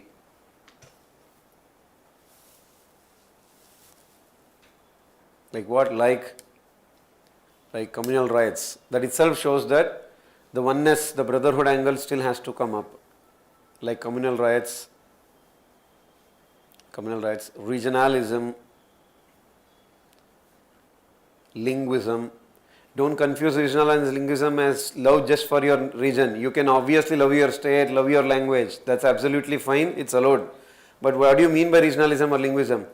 Your love for your region, if it goes beyond your love for your nation, that means you're putting your region ahead of your nation. That is called as what? Regionalism. If you strongly feel that yes, I am a Punjabi, I am a Marathi, I am a Tamil or I am a Bengali, that is not regionalism. But what is the point? Bengali is greater than Indian, that is regionalism angle. Punjabi is greater than Indian, that is regionalism. If you love your Punjabi language, Hindi language, Marathi language, Kannada language, that is not linguism. Linguism means what? You are giving that more priority than what? India's unity and integrity. You are ready to compromise India's unity and integrity for then that is called as regionalism and linguism. Don't confuse saying that, okay, you're feeling that you are a Tamil, that means don't confuse it like that. That is not the same. Beyond, I think you got the point. Yeah. So what is greater is the point there. Fine. So problems like what? Communal riots and what it was? Regionalism, linguism, Kashmir issue, Khalistan problem, which again has come up if you have seen the Amrutpal Singhs and all those things. Yeah, Kashmir issue, Khalistan issue, etc. Those are all in a way the challenges for India's unity. Nagalim issue, so many I have told, but in general. Fine? Yeah, that is broadly the key words that you have mentioned in the preamble. Now the last part, put the subheading. Is preamble part of the constitution? Is preamble part of constitution? Are sir, what is this kind of a question, sir? First of all, why should they go into this question? You can think you can think like that, but legally everything matters. Let's say for example, you want to make a change in the constitution. I mean, you want to add a word to preamble or you want to delete a word from preamble. Now what is the first question that comes up? What is the procedure then? If you want to add or delete something, there should be a procedure. Now, constitution does not explicitly mention how to amend preamble. Then the only procedure is mentioned where? Article 368. So, Article 368 talks about the procedure to amend the provision of constitution. Now, procedure to amend provision of constitution ka matlab, does it include preamble or not? First you should get that clarity. Because if you don't have a clarity that is preamble first of all part of constitution or not, how do you get a clarity how to amend it then? Let's say you want to add secular word there. Let's say you want to delete some socialist word there. So then what is the first clarity then? You should understand, is it first of all part of the constitution or not? Only then you can get a clarity how do you amend it then. Hence these all problems came up, that is it part of the constitution or not. Clear? Under that first one put the case, Berubari Union case. Again this case we'll discuss in your next chapter today itself. What is that case related to? As of now just take it as it was a boundary dispute between India and Pakistan. At that time East Pakistan, today what's so called Bangladesh. Berubari Union case 1960. So what did Supreme Court say? Supreme Court said that preamble is not a part of constitution. Now if it is not a part, that means what you can do then? You can't amend it then. It should stay the way as it is. Supreme Court said that preamble is not part of constitution. Hence it cannot be amended.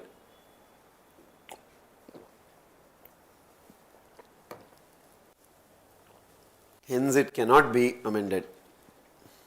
Then reverse. Keshavananda Bharati case. So he will not leave you until you leave UPSC. So Keshavananda Bharati case 1973. Keshavananda Bharati case. We'll discuss what is the details of the case, everything. Keshavananda Bharati case 1973. So what does Supreme Court say? Complete reverse. Preamble is a part of the constitution. Once it is a part, then what you can do? Correct. Preamble is part of the constitution and hence it can be amended.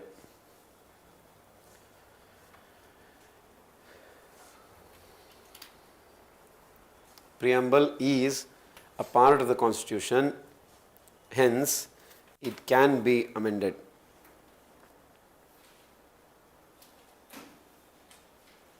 And hence it can be amended. Clear?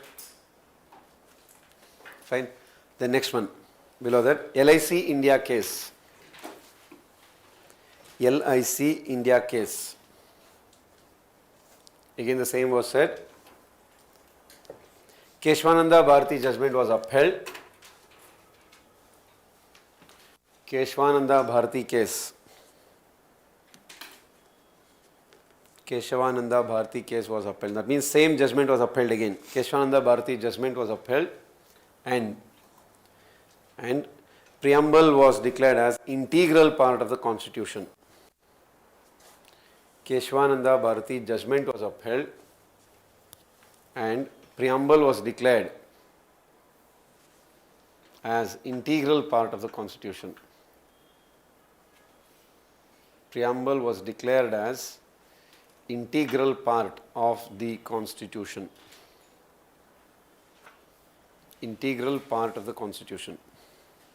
Clear? LIC India case. This is 1985, but it's fine. LIC India case. Then again clarify, that's why. Again, okay, that is other clarification is there. However,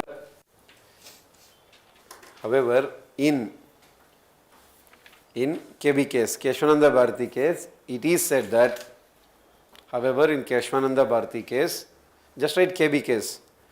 However, in KB case, Keshavananda Bharati case, it was said that,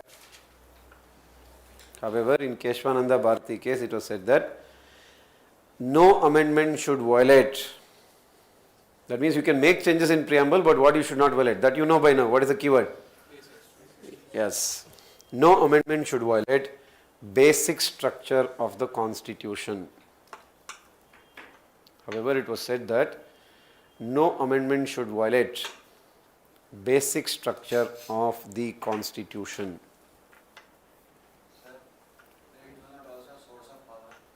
That we'll discuss. Two other points that is left out still. Fine. So then it should not violate basic structure. That means what do you mean by that, sir? Like for example, that we'll discuss anyhow basic structure in detail later. Let's say you have the word called as India is a sovereign, socialist, secular, democratic republic. Can you take out the word democratic? Yes, you can amend the preamble.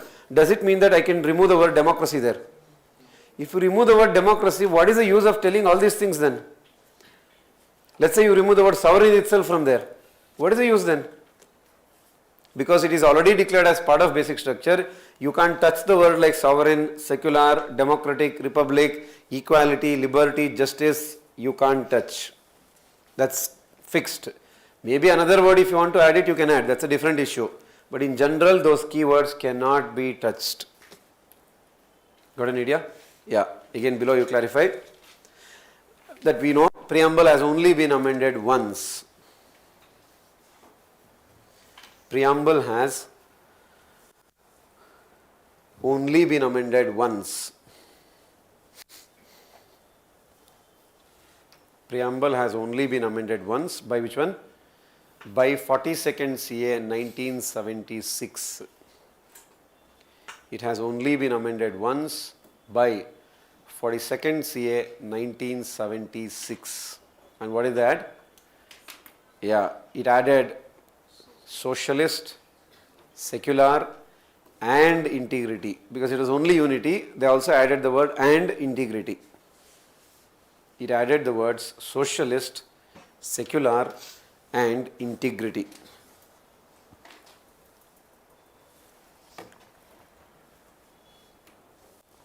Fine. Now you clarify 2 points. A little more discussion is needed on this. First one below that. Preamble is non-justiciable in nature. Preamble is non-justiciable. This word will keep repeating multiple times. Preamble is non-justiciable in nature. Correct, correct. Non-justiciable in nature. 2. Below that, it is neither a source of power. It is neither a source of power. It is neither a source of power nor prohibition on. It is neither a source of power nor a prohibition on the power of legislature or state, nor a prohibition on the powers of the state or legislature. Fine. So these two, whatever you wrote now, this was your 2020 prelims question. Fine. What do you first point you should understand, what do you mean by justiciable, non-justiciable. Fine. Let me first tell you what do you mean by justiciable. Again, we'll keep discussing in your fundamental rights. Fundamental rights are called as what? Justiciable. Sir, what do you mean by that? Remember, we keep telling there's something very famous because it is easy to understand, freedom of speech and expression. Fine. Have you heard it? There was a movie called as Udta Punjab. There was a movie called as, what else was banned? So many were banned. Padmavat, the very famous one which was banned. Now, that is your freedom of speech and expression. Means what? A director wants to make a movie, a producer wants to make a movie. Is it part of his speech of expression or not? Because he has a whatever in mind, imagination, whatever it is, creative expression they call it as. You made the movie. Whatsoever reason, government banned it. Now, what can you do as a director or a producer then? Go to the courts. You can ask the court, see sir, this is my freedom of speech and expression. This is my freedom, creative expression, and the government has banned it. Most of the time, 99.99% of the times, what will the courts do? Courts will tell the government, if you want to cut some, let's say you are not happy with it, you have censor board. Actually, it is not called as censor board. It is called as central board, not censor board, central board for film certification. It is infamously called a censor board because what will they do? Censor everything. It is not censor board, it is a certification board actually. It should only tell, okay, remember they keep telling 18 plus, adults only can watch, anybody can watch, children also can watch. You have to only just tell that. Okay, fine, that's a different issue, we'll discuss it. And what do the governments tell? Allow the movie to be released. That means it is justiciable in nature. In other words, if your fundamental right is taken away from you, if it is violated, what you can do then? You can go to the courts, courts will give it back to you. Your movie will be released, your book will be released. But preamble is non-justiciable means what then? Reverse it. Non-justiciable means what? Means what do you mean by you cannot go to the courts? Means, let's say for example in preamble maybe we studied words like social justice, equality. Just now I told you facts like Oxfam report says that top 1% is owning how much? Minimum 50 to 55% wealth is owning. That means is your equality violated or not? Of course it is violated. Then let's say you go to the court saying, sir, my equality in preamble is violated, please do something. Then what will the courts tell? I can't do anything because it is non-justiciable, please don't come to me for all these things. You can't come, got an idea, that is non-justiciable. You can't directly implement it. But there is a statement which otherwise say, let's say for example there is something called as DPSP. That means what? You know obviously that government tries to provide education, healthcare and all those things. Or government also gives you reservation. Let's say government is giving reservation. That reservation is giving you a kind of justice or not? When they give reservation, when they give subsidies to farmers to buy a tractor, to buy a machinery, or when they give 1/3 reservation for women in panchayat municipalities, is it not giving justice for women? It is giving. That's why there is a statement which says preamble is not directly implemented. Then how can you do it? It is implemented indirectly. How is it implemented indirectly? You don't implement this directly. You implement your fundamental rights. You implement DPSP. If you achieve that, what will be achieved then? This will be achieved. Let's say you went to court saying, sir, my will be released. Okay, Supreme Court gave it saying that, okay, it's your fundamental right. If their fundamental right is given, that means here liberty is given or not? Liberty is also part same. Because that movie is released, your liberty is given here. They gave you equality there, that means here it is achieved. So that's the UPSC question saying, preamble is not directly implemented, it is implemented by implementing other parts of the constitution, means fundamental rights and DPSPs. Got an idea? So clarify that point somewhere in margin again. It means, where you have written non-justiciable, it means preamble cannot be implemented directly. You will understand when you understand fundamental rights and DPSP. It means preamble cannot be implemented directly. Preamble cannot be implemented directly. That means the keywords in the preamble. But it can be implemented. Preamble cannot be implemented directly. It can be implemented indirectly. It can be implemented indirectly. How? By implementing other parts of the constitution. By implemented indirectly by implementing other parts of the constitution. Other parts of the constitution. Clear? For example, if freedom of speech and expression is ensured, for example, if freedom of speech and expression is ensured, but what is by directly, what is it? If freedom of speech and expression is ensured, which is a fundamental right, 19 clause 1 subclause A. If freedom of speech and expression is ensured, which is a fundamental right, that means what will you achieve then? Liberty mentioned in preamble is also achieved. Liberty mentioned in preamble. Liberty mentioned in preamble is also achieved. Liberty mentioned in preamble is also achieved. Clear? If you want another example, if DPSP is implemented, that means, so how many things are there in DPSP? We'll discuss it. If DPSP is implemented, then the value of justice is also implemented. If DPSP is implemented, then the value of justice is also achieved, is also implemented. Then the value of justice is also implemented. Clear? That is the indirect one. And preamble is just like a moral reminder, it shows the core of the constitution. It doesn't give any extraordinary power to preamble or legislature or government also. It doesn't restrict your power also. It is just statement. That's it. That's why it is called as, it is neither a source of power nor a prohibition. So this is broadly a preamble, a very important chapter. Every year one or sometimes two questions in prelims guaranteed. And this is based to understand the concepts. Then any other doubts? You think about it, we'll ask after the break. Then we'll start with part 1 of the Constitution, Union and Territories. Before that, some facts are there, we'll write that.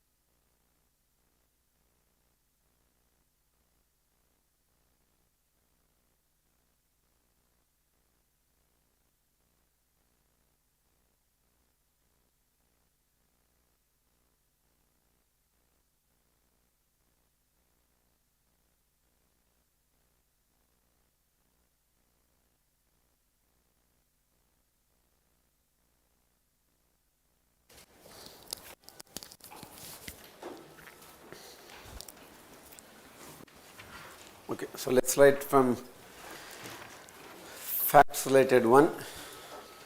These other parts, anything's under the salient features of the Constitution chapter, because anyhow the fundamental rights, DPSP, fundamental duties, secularism related, all those things we'll study in detail, obviously in separate chapters. So just put a heading, schedules of the Constitution. Schedules of the Constitution. Remember, schedule means the factual details given at the end of the Constitution. Huh?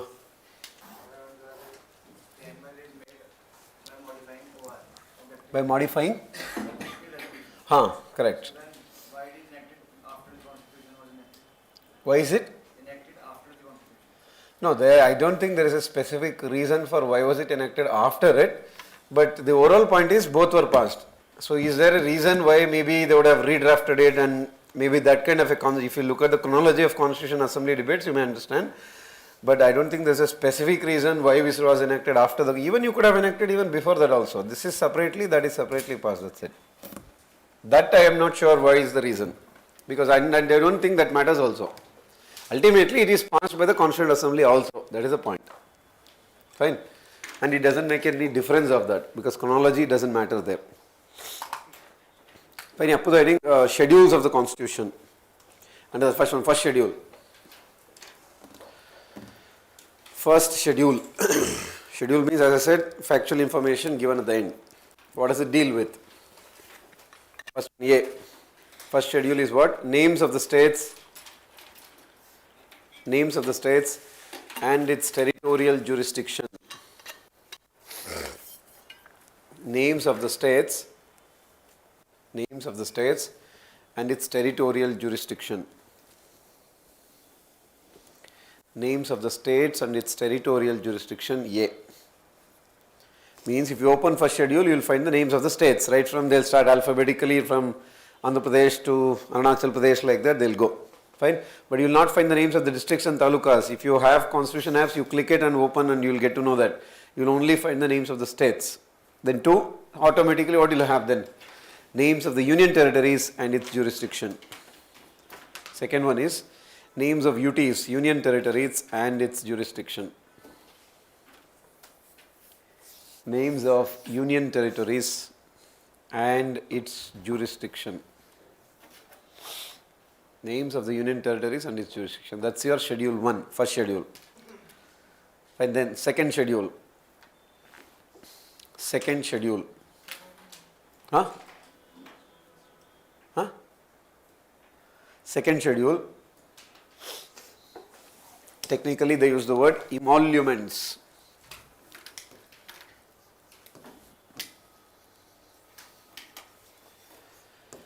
Emoluments, allowances, emoluments, allowances and privileges of.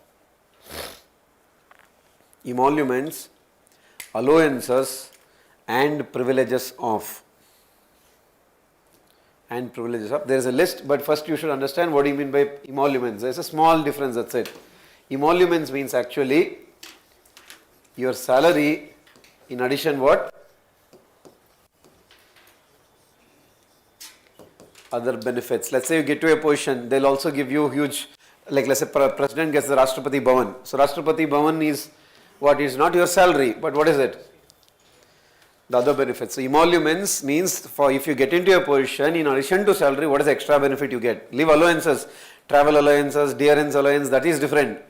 Other benefits that you get, that is called as, both combination is called as emoluments. Clear? Emoluments, allowances and privileges of. Under that write the list. What all? A. That means about whom? President and governor. President and governor.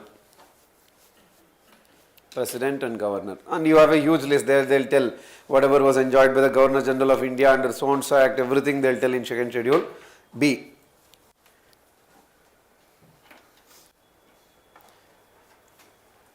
Second one. Speaker, Deputy Speaker.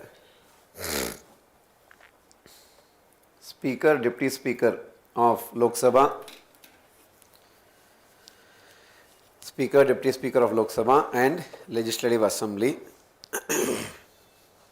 Speaker, Deputy Speaker of Lok Sabha, Legislative Assembly. Same point, you put it which one? Chairperson, Deputy Chairperson, Rajya Sabha, Legislative Council. Fine, because you know the basic point, right? At the national level parliament, you have two houses, Lok Sabha, Rajya Sabha. State level may not necessary, but you may have two houses. What is it? One is called as assembly, second one is MLA, MLC. So what is the difference? How are they elected? Obviously, there are still chapters to come. Best as of now, you just remember that. Fine, chairperson, deputy chairperson of Rajya Sabha and Legislative Council. The next one, CAG, Comptroller Auditor General. I think did we write certain details about CAG? Term wo sab? Only what, okay, accounts, audits we wrote, okay, fine. CAG, then Judges of Supreme Court, High Court. Next one, Judges of Supreme Court and High Court. So for all these people, what do they get, the salary, what is their allowances, extra benefits, everything they get is all mentioned in your second schedule. Mentioned means they'll give a lot of links. Judges of Supreme Court and High Court. Okay, that's your second schedule. Third schedule. So it's just a matter of fact we are writing. Third schedule. What do you find in third schedule? Votes or affirmations of. Vote or affirmations of. Votes or affirmations of. Again, clarify the first difference. What do you mean by vote? What do you mean by affirmation then? Correct. Vote means something which is taken in the name of religion or God. Affirmation means you can take it in the name of the constitution itself, or you can take it based on your what? Atma Sakshi. Conscience, you may take it on the people of India, whatever it is, farmers. That is the oath and affirmation difference. Just clarify in margin. Oath means taken in the name of religion or God. Remember, a lot of people, Ishwar ke naam pe shapat le, that is oath. Fine, taken in the name of God or religion. Affirmation means non-religious. That's it. One word. Religious, non-religious. So both are allowed. So whose votes? Votes or affirmations of under that A. Members of Parliament, State Legislature. Or first you write, okay, if you have written it's fine. Members of Parliament, State Legislature, A. That means if you become an MP, what is the vote you take? If you become an MLA, what is the vote you take? Members of Parliament and State Legislature. Votes or affirmations of A, Members of Parliament and State Legislature. B, candidates contesting. Candidates contesting. That means if you want to file a nomination also, you have to take a vote. Candidates contesting elections of same Parliament and State Legislature. Because first you will be a candidate, then you may win, you may not win also. So when you are a candidate, when you file a nomination, you should take a vote. Candidates contesting elections of Parliament and State Legislature. Then after you win, you take another vote. Then after winning, again what you may become? Union or State Minister. For that you have another vote. That also is mentioned. Union or State Minister. Union Minister or State Minister. Just see, continue. Next one, Union or State Minister. The next one, CAG. CAG is what? CAG. But then after that, judges same. Judges of Supreme Court, High Court. Judges of Supreme Court and High Court. That's your third schedule. Fine? Then fourth schedule. Fourth schedule, allocation of Rajya Sabha seats. Allocation of Rajya Sabha seats. Allocation of Rajya Sabha seats to the states and UTs. Allocation of Rajya Sabha seats to the states and UTs. That means on what basis are you allocating, how much is it given, all those things, details you will find there. So like Uttar Pradesh has how many Rajya Sabha seats, all those lists you will find it there. Fine, that is allocation of the Rajya Sabha seats to the states and UT. Then fifth schedule, schedule 5. So this allocation is only based on population? Yes, number of seats is based on population. Both Lok Sabha as well as Rajya Sabha. Fifth schedule, special provisions for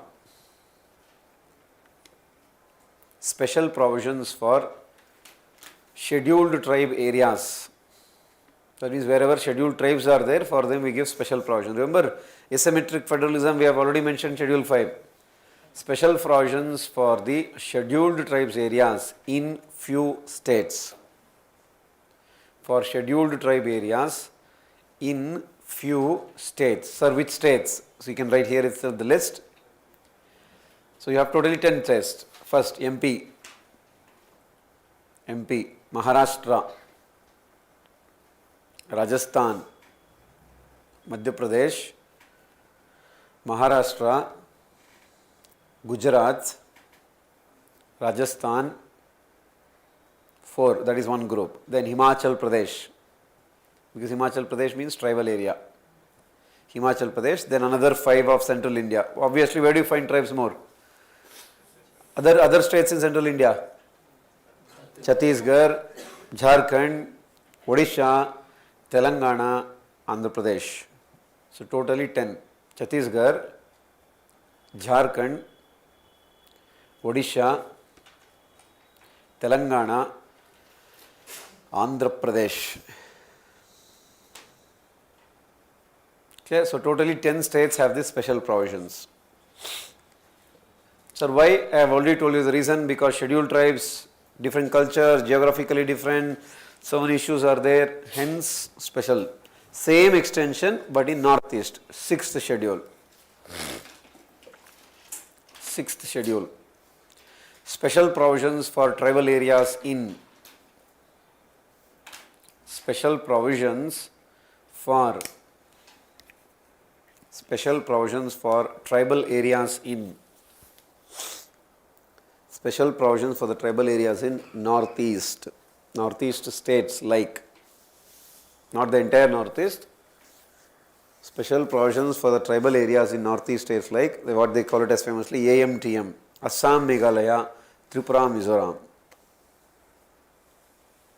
Assam, Meghalaya, Tripura, Mizoram.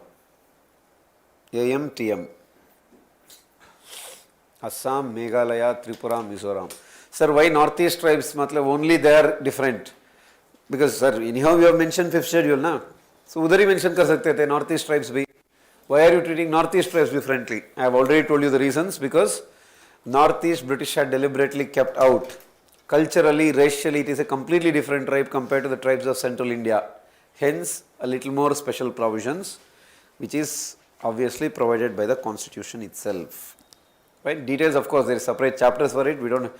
These are all just summing up. So many other chapters are there. We'll discuss the details there. Then 7th schedule, which we have already mentioned. What is 7th schedule? States and federation. Correct.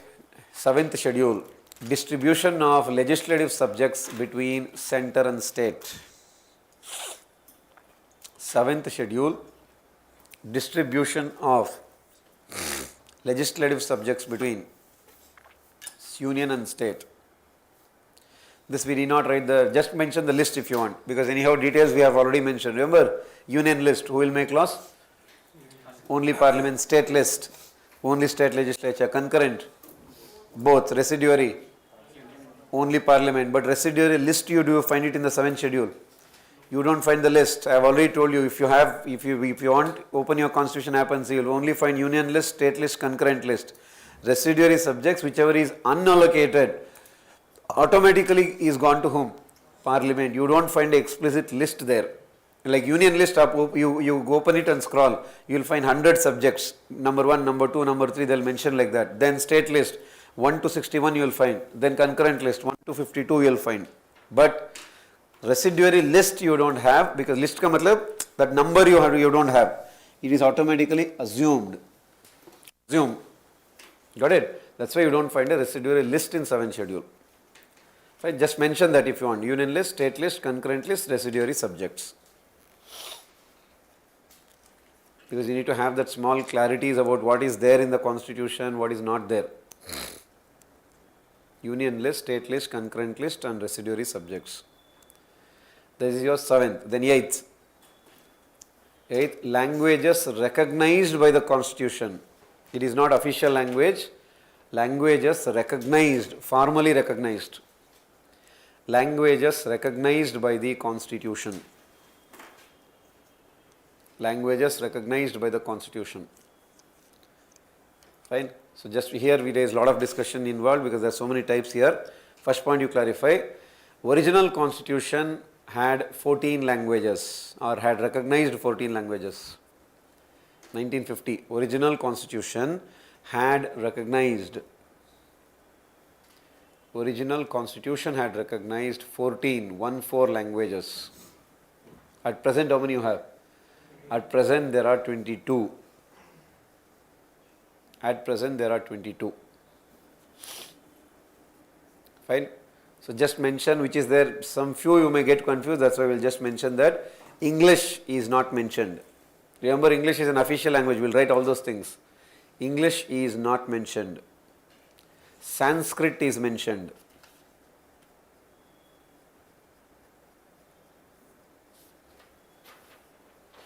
Nepali mentioned.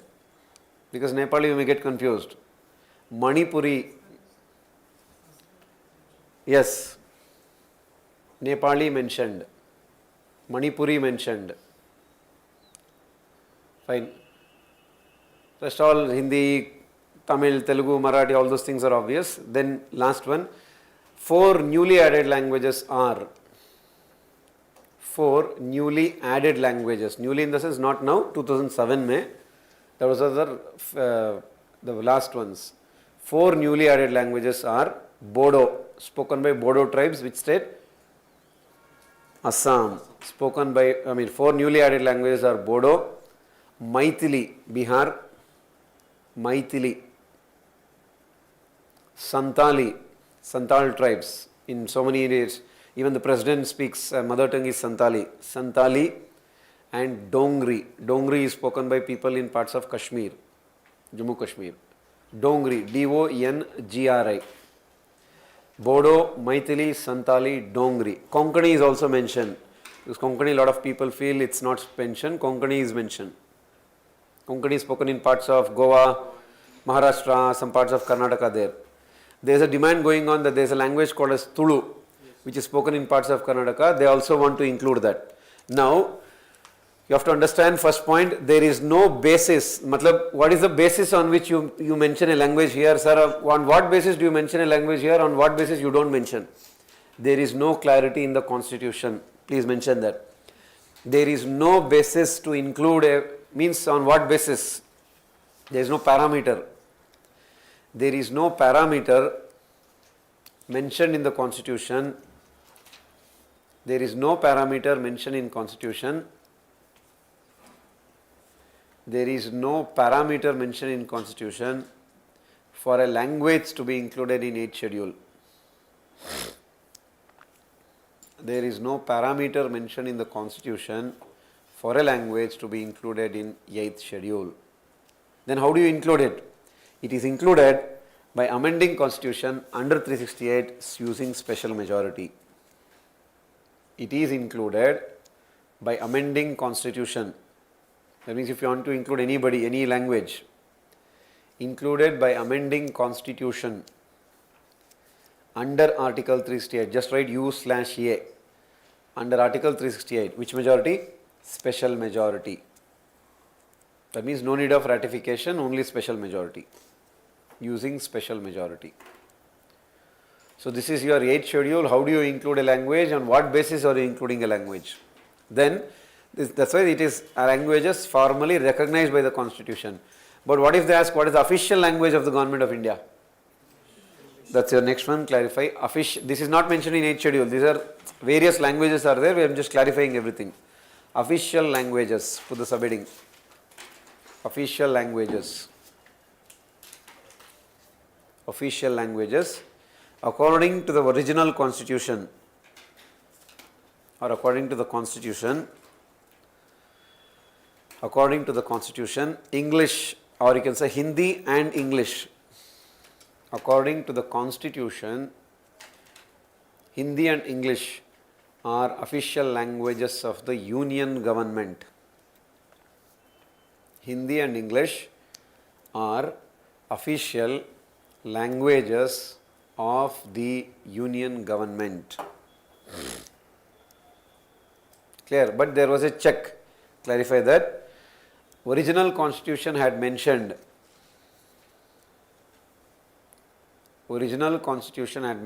that English will remain official language for 15 years, 1-5. Original constitution had mentioned that English will remain official language only for 15 years, 1-5. Only for 1-5, 15 years. Means matlab till which year then? 1965. Remember sir, what इसका मतलब क्या होता है sir? Official language. In simple words, official language का मतलब क्या होता है? Whatever that the government of India does, it should be mentioned in both English as well as Hindi language. Why do you have UPSC papers only in Hindi and English? Because it's the official language. Fine. For example, whatever the parliament passes a law, it should be mentioned in both English as well as Hindi. Fine. Whatever, if government of India writes a letter or communicates something to, let's say, government of Punjab or government of Tamil Nadu, it should write in both what? Hindi as well as English. In simple words, whatever decisions, acts, anything passed by the Parliament, Government of India, Supreme, anything, it should be there in Hindi. Supreme Court is different. They leave that in general, legislature and executive, Hindi and English. But in English only for 15 years. But what happened later? By 1960s, it's a lot of anti-Hindi movement started in the south, especially led by Tamil Nadu. Because they felt that actually English is more, because if you compare to the south one, here you may feel that Arey Hindi hai, bahut acha language hai, all those things. But south is different. South, in general, most of the people don't even know how to speak. Maybe if they have watched Hindi movies, we can have even if you look at me also, we can converse. Overall fluency you will not get, because it's obvious, mother tongues will be different. Hence, lot of agitations happened. You may not feel by here. There in Tamil Nadu, people have slit their hands and written slogans in blood saying, don't talk about Hindi here. So, anti-Hindi movement. It was very, very strong. Even now it is there. But in 1960s and 70s, it was huge, huge movements. Fine. So, to that level it had happened. So, all the slogans were used to be written on blood saying, never ever talk about Hindi in South. To that level it has happened. Obviously, then what happened? That's the next point. Parliament has passed Official Languages Act 1963. Parliament has passed Official Languages Act 1963. Underline the act. Look at the name itself, clearly says Official Languages Act 1963. And continued English as official language. That means along with Hindi. Passed Official Languages Act of 1963 and continued English as official language. This is for whom? Government of India, Union Government. Official language of the Union Government. Clear? That is one point. That is Government of India. But you also have state governments. Then what about them, sir? Next point. Official languages of the state governments. Official language of the state government is determined by state legislature. Official languages of the state government is determined by state legislature. So they will take the call. Mostly it will be the regional language. In some northeast states, regional language plus English is also there. It's left to them ultimately. You can't behead each and every state. In general, who takes the call? State legislature takes the call. Official languages of the state government. Clear? So it is not mandatory for states to keep Hindi and English? No, absolutely not necessary. In fact, it is not there. In most of the south states, neither English nor Hindi. Only regional languages is the official language. In northeast, it's a combination. I am not sure. I think in Mizoram, Nagaland, English is also there. You can't behead each and every state obviously, but regional language plus English in mostly the northeast. In south, only regional language, no English, no Hindi. In most of the central Indian states, I think it will be a combination of Marathi and Hindi, Gujarati and Hindi might be, or maybe only Gujarati also. It might vary also, or maybe only Marathi also. It might vary. That's what, every state has its own issues, but state legislature will take the call is the point. Clear? Because constitution doesn't clarify it, because you can't mention for everybody. The next one is there is a concept of national language. So what is a national language then? National language, according to the constitution, according to any act, there is no national language.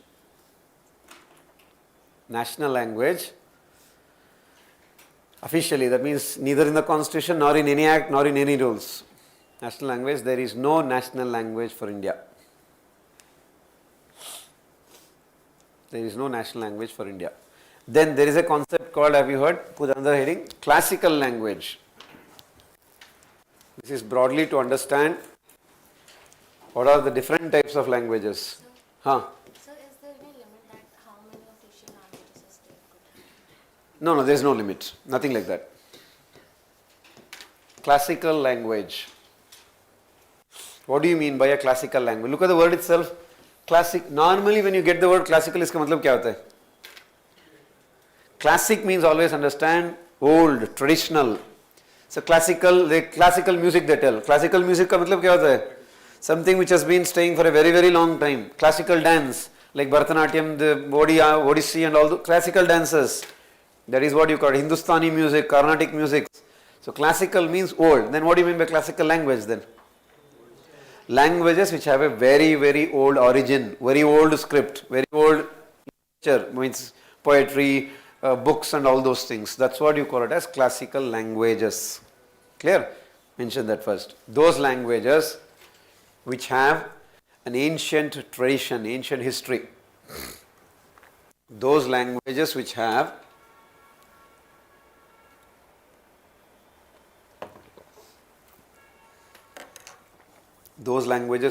ancient history or tradition. Those languages which have ancient history or tradition. Like what? Like, I mean, let's read the reason first. Parameter like old script. Like old script. Script means script, lipi. Old script, literature, etc. Old script, literature, etc. Means at least some 1,000, 1,500, 2,000 years like that. Where is it mentioned? It is not mentioned in constitution. This is not something which is, only 8 scheduled languages are mentioned in constitution, bus and official language. It is not mentioned in constitution. Then who gives it? It is not mentioned in constitution. It is a status given by Ministry of Art and Culture, Government of India. It is a status given by Ministry of Art and Culture, Government of India. Status given by Ministry of Art and Culture, Government of India. Fine. And then how many are there then? At present, 6 languages. At present, 6 languages.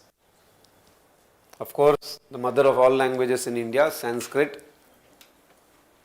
Then all the south languages, Tamil, Kannada, Telugu, Malayalam. Sanskrit, Tamil, Kannada, Telugu, Malayalam. And then the recently in the sense, the last one added, Odia. So that means the Hindi ka gaya? Hindi is not there. Because Hindi is considered as a very recently evolved languages of 150, 200 years. And these are all languages of what? 1,500, 2,000 years. Hence in classical language list it is not mentioned. Clear? Because the ancient links you don't have. Fine, 6 classical languages. Then what are the benefits then? Why do you have to give it then? Benefits include additional financial help. That means Government of India will give you more money. Benefits include additional financial help to conduct research into the history. Research on the language, just write like that. Additional financial help to conduct research on the language or on the history, whatever. Research on the history. Fine. And of course, they'll do so many things. They'll establish the benches and all those things, but that's the core. Additional financial. Of course, it's a recognition of it's a kind of social prestige and all, whatever those things. It's a pride in the history and all those aspects. But basically, these are the various languages. So next time when you get confused with, ये schedule difference क्या है, ये official language क्या है, classical, at least have a broad idea. Fine. So that's why I mentioned everything. What are the benefits of scheduled 8 languages? Huh? Schedule 8 languages. Benefits क्या होता है? The moment you mention any language in 8th schedule, and next time when when they ask for you any kind of benefits, this kind of a help or something, you should give it to them. It will become an obligation on you. Is there any benefit of national language? No, again, when you make it as a national language, what will happen then? They'll tell all the major boards should be mentioned only in that. Everything it will get impacted. Only acts, everything should be mentioned here. That language will be given priority in exams. Only that language should be spoken. What do you call as this? In any exam you write, qualifying exam, it will be only that. Parliament may only that you should speak. Everything will go to that. The union government wanted to implement Hindi. Yes. Yes, that issue has always been going on. That's what I told. From the south, if you look at it, it's called as the Hindi imposition. From the north, if you look at it, it's called as a spread of Hindi language. It's the perspective. From here, you look at it, sir, हम तो कुछ नहीं कर रहे sir. We are just asking to spread it so that everybody speaks it. From the south, what does it look like? That's what we are telling now. It's called as imposition is from the south. It's the perspective you look at it. Fine? Yeah, so that is 8th schedule broadly. These were mentioned where? Original constitution. Now providing newly added schedules. What are the newly added ones? Newly added schedules.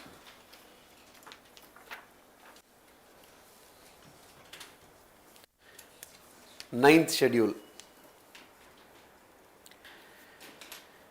Ninth schedule.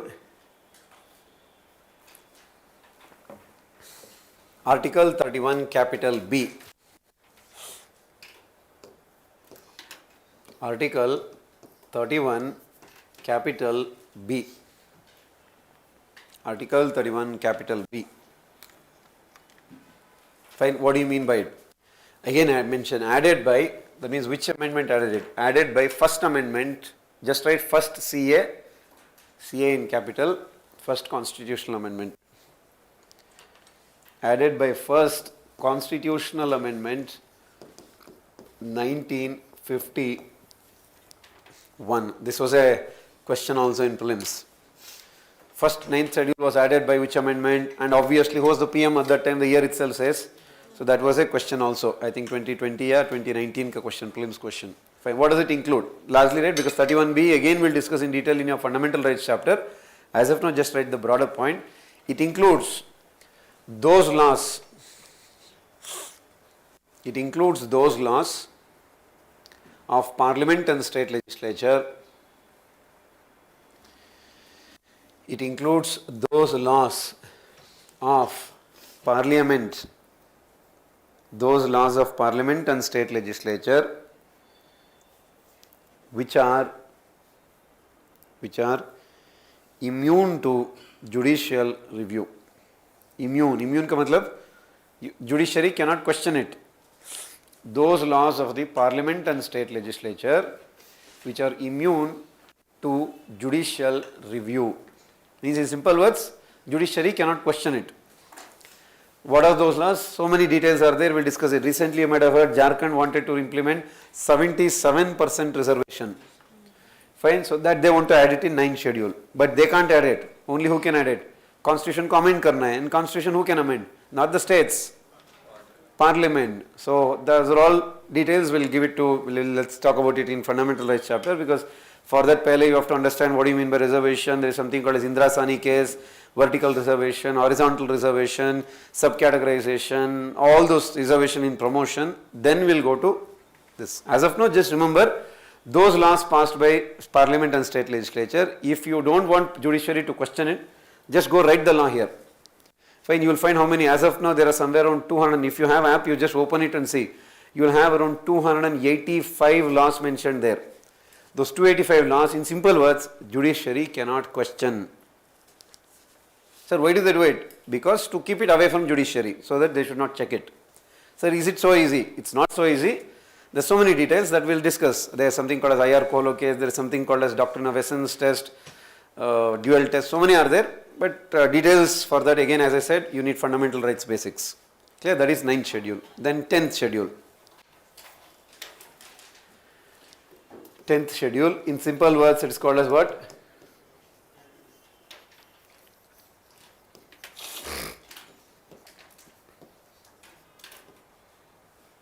Tenth schedule anti-defection law. Fine. So what do you mean by defection? The moment you say defection means you are changing the party from which you are elected to another party. You're shifting your party, that is simply called as defection. So anti-defection means what? To tackle that, they have passed this law. So remember, the Maharashtra crisis going on is anti-defection law. So what happened? What is that? All those things. Again, you have a separate chapter for it. We'll deal with it. How did they add it? Added by 52nd CA 1985. This was also a prelims question. Added by 52nd Constitutional Amendment CA 1985. 52nd Constitutional Amendment 1985. Then 11th schedule. Schedule 11. In simple words, panchayats. Panchayats. Added by 73rd Amendment 1992. Panchayats added by 73rd Amendment 1992. 73rd Amendment 1992. Then 12th schedule. 12th spelling is a bit changed. Yeah. 12th schedule. Municipalities. 12th schedule, municipalities, 74th Amendment, the same, 1992. 74th Amendment, 1992. 74th Amendment, 1992.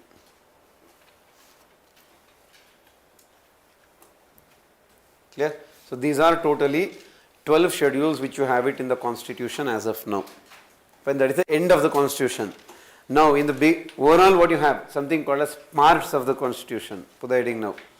What are the various parts? You don't have to buy each and every part. Broadly, parts of the Constitution. Parts means, take it as what? Chapters. Parts of the Constitution. Original Constitution had 22 parts. Original Constitution had 22 chapters. Original Constitution had 22 parts. At present, it is 25. So then how many? Technically speaking, 3, but it's not actually like that. Original Constitution had 22 parts. So as of now, how much? 25. So what are they? Clarify below. Part 7 and Part 9 of the Constitution. Part 7, Chapter 7 and Chapter 9. Part 7 and Part 9 of the Constitution were abolished. So you don't have Part 7 now. Part 9 again that came back, we'll write it. Part 7, Part 9 were abolished by 7th Constitutional Amendment 1956. Sir, why is it? You will get it in your next chapter, Union and Territories. Part 7 and Part 9 abolished by 7th Constitutional Amendment 1956. Then 42nd Constitutional Amendment 1976, which is famously called as what? Mini Constitution. 42nd Amendment 1976 added 2 parts. 42nd Amendment 1976 added 2 parts. What is it? Part 4A, Fundamental Duty. Part 14A, Tribunals.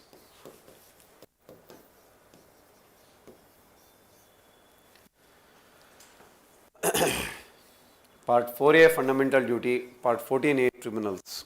So what is tribunal? As of now, take it as they function like courts. That's why it is called as quasi-judicial bodies. Quasi means what we have already discussed. What is quasi? Partial. So quasi-judicial means what then? Partially they function like court. What is that? That again, and you will understand when we discuss judiciary. Fine. Part 14A, tribunals. That is by 42nd Amendment. Then add next one, 73rd Amendment 1992.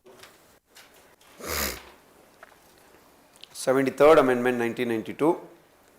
Again they brought it back. Part 9 Panchayats. 73rd always means what? Panchayats. 73rd Amendment 1992. Part 9 Panchayats. So whatever vacant space were there, they filled it by this. Part 9 Panchayats. Then 74th Amendment 1992. Part 9 Panchayats. Then 74th. Part 9 capital A. Like how you have written here, same. 9A. So what is 74? Just now we wrote. Municipalities. 9 capital A. Municipalities. Part 9A. Municipalities. Then part 9B. Capital B. Part 9B. Cooperative societies. Part 9B. Cooperative societies.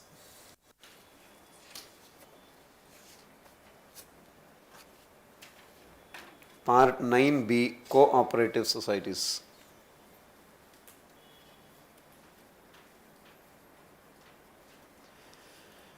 Yes, same thing. 368 only. You have to, if you want to include any new schedule. Okay, these are the new chapters. And then of course what is part 1, part 2, anyhow we'll discuss that as that's what is here. We'll have to start with part 1, then go to part 2, then go to part 3, fundamental rights and all those things. That is parts. Then another fact also you have to the heading, features borrowed from other countries. What features did we borrow from which country? Features borrowed from other countries. Features borrowed from other countries. Typical facts, I'll just tell you, you have to note down. First one, Government of India Act 1935. Government of India Act 1935. What did we borrow from that? Okay, first one, federalism, federal structure. Federalism. Government of India Act 1935, first one, federalism, then judiciary. Judiciary, governor.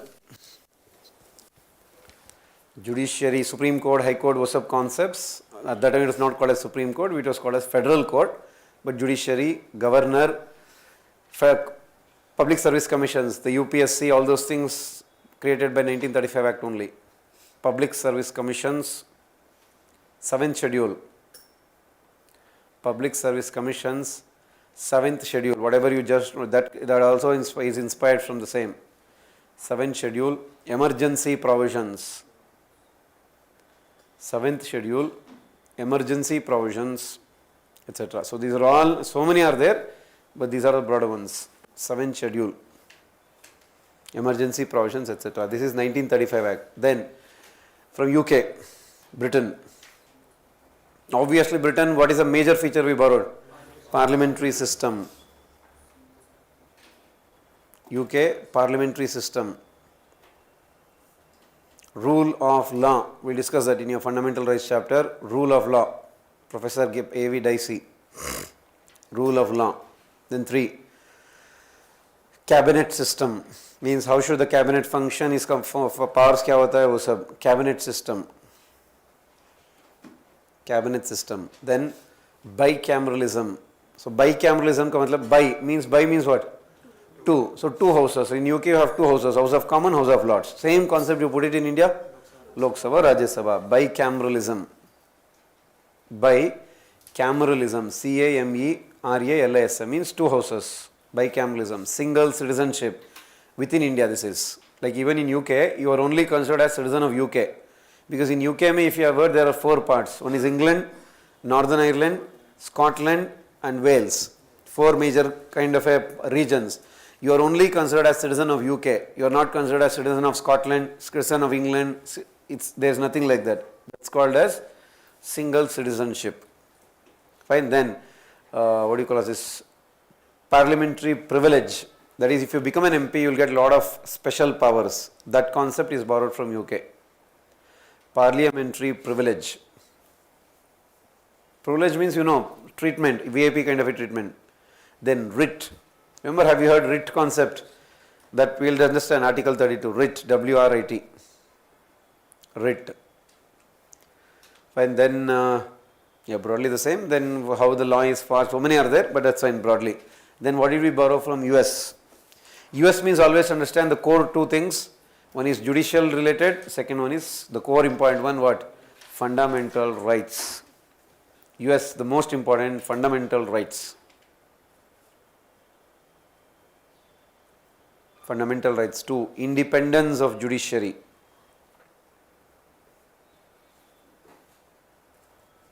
Independence of judiciary. 3, judicial review. Judicial review. Then impeachment of president. Impeachment ka matlab, take it as in simple words, remove. How the president can be removed from his power. Impeachment of president. Then removal of Supreme Court, High Court judges. How to remove them. Removal, sir, why have we used the word impeachment for president, removal for others? We will discuss that when we discuss the topic. Removal of Supreme Court, High Court judges. Office of Vice President. Office of Vice President. So that itself is inspired from US. Clear? Then Canada. Strong center. Strong center. So quasi-federal system actually we have borrowed from Canada. Strong center. Then 2, residuary powers with center. Actually in US residuary powers are with whom? States. Canada is with center. We inspired from Canada. Residuary powers with center. Then advisory jurisdiction. It means in simple words, President will ask the advice of Supreme Court in various issues. Advisory jurisdiction of Supreme Court. Advisory jurisdiction of Supreme Court. Each and everything will get discussed. This is just a overall facts. You just have to keep that in mind, obviously. Then appointment of governor, did you write? Appointment of governor by center. Appointment of governor by center. That concept is also borrowed from Canada. Canada itself borrowed from Britain because Britain was ruling Canada also. From them we got inspired. Appointment of governor by center. That is Canada. Then France. France is obvious, very easy. Equality, liberty, fraternity, republic.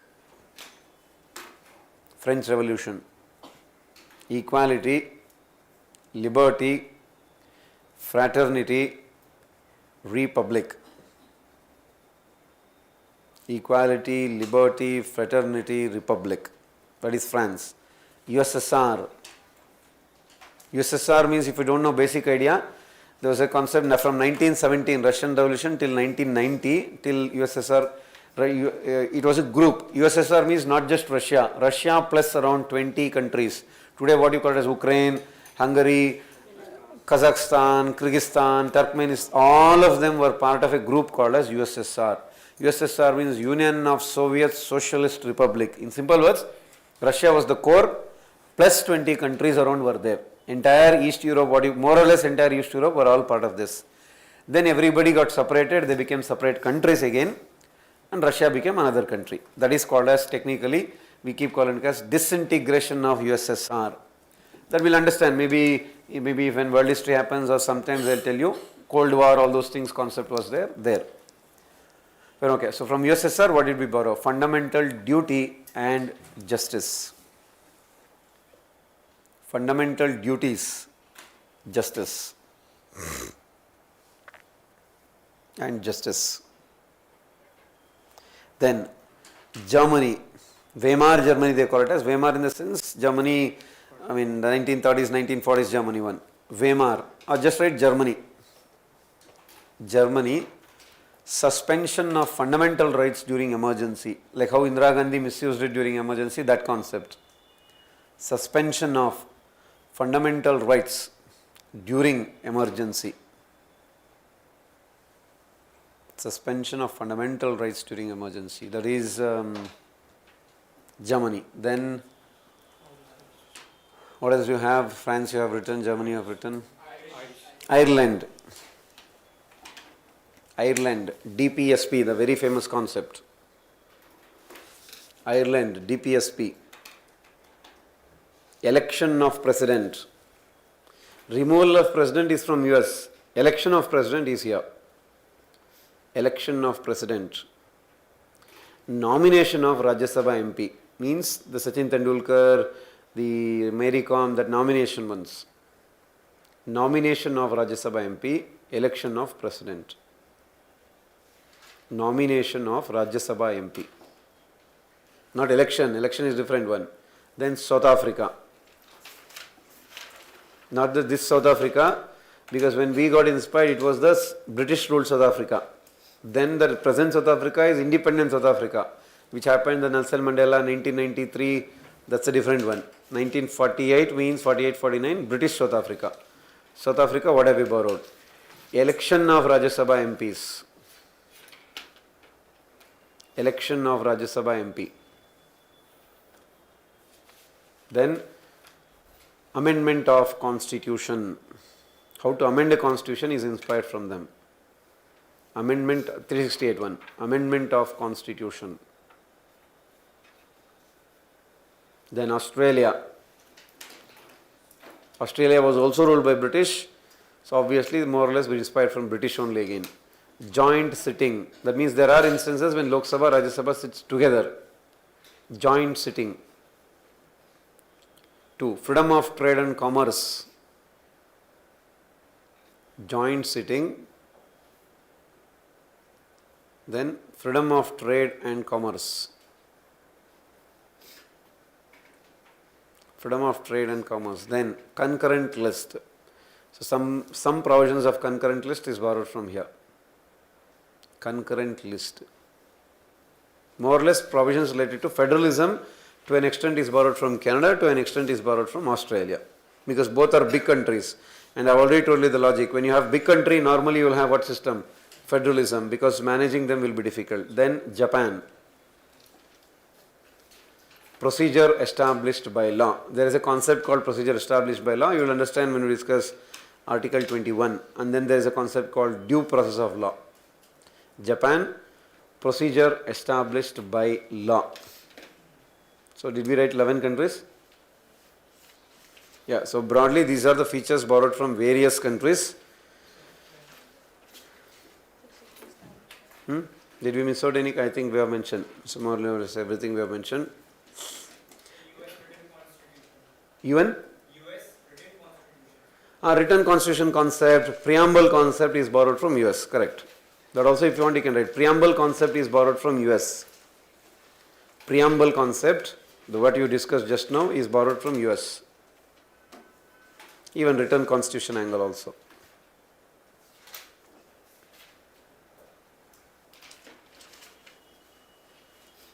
Fine. And then so this, and then as I said, various features includes, of course ours is one of the lengthiest constitution of the world. We all know that because it's the single constitution for entire country.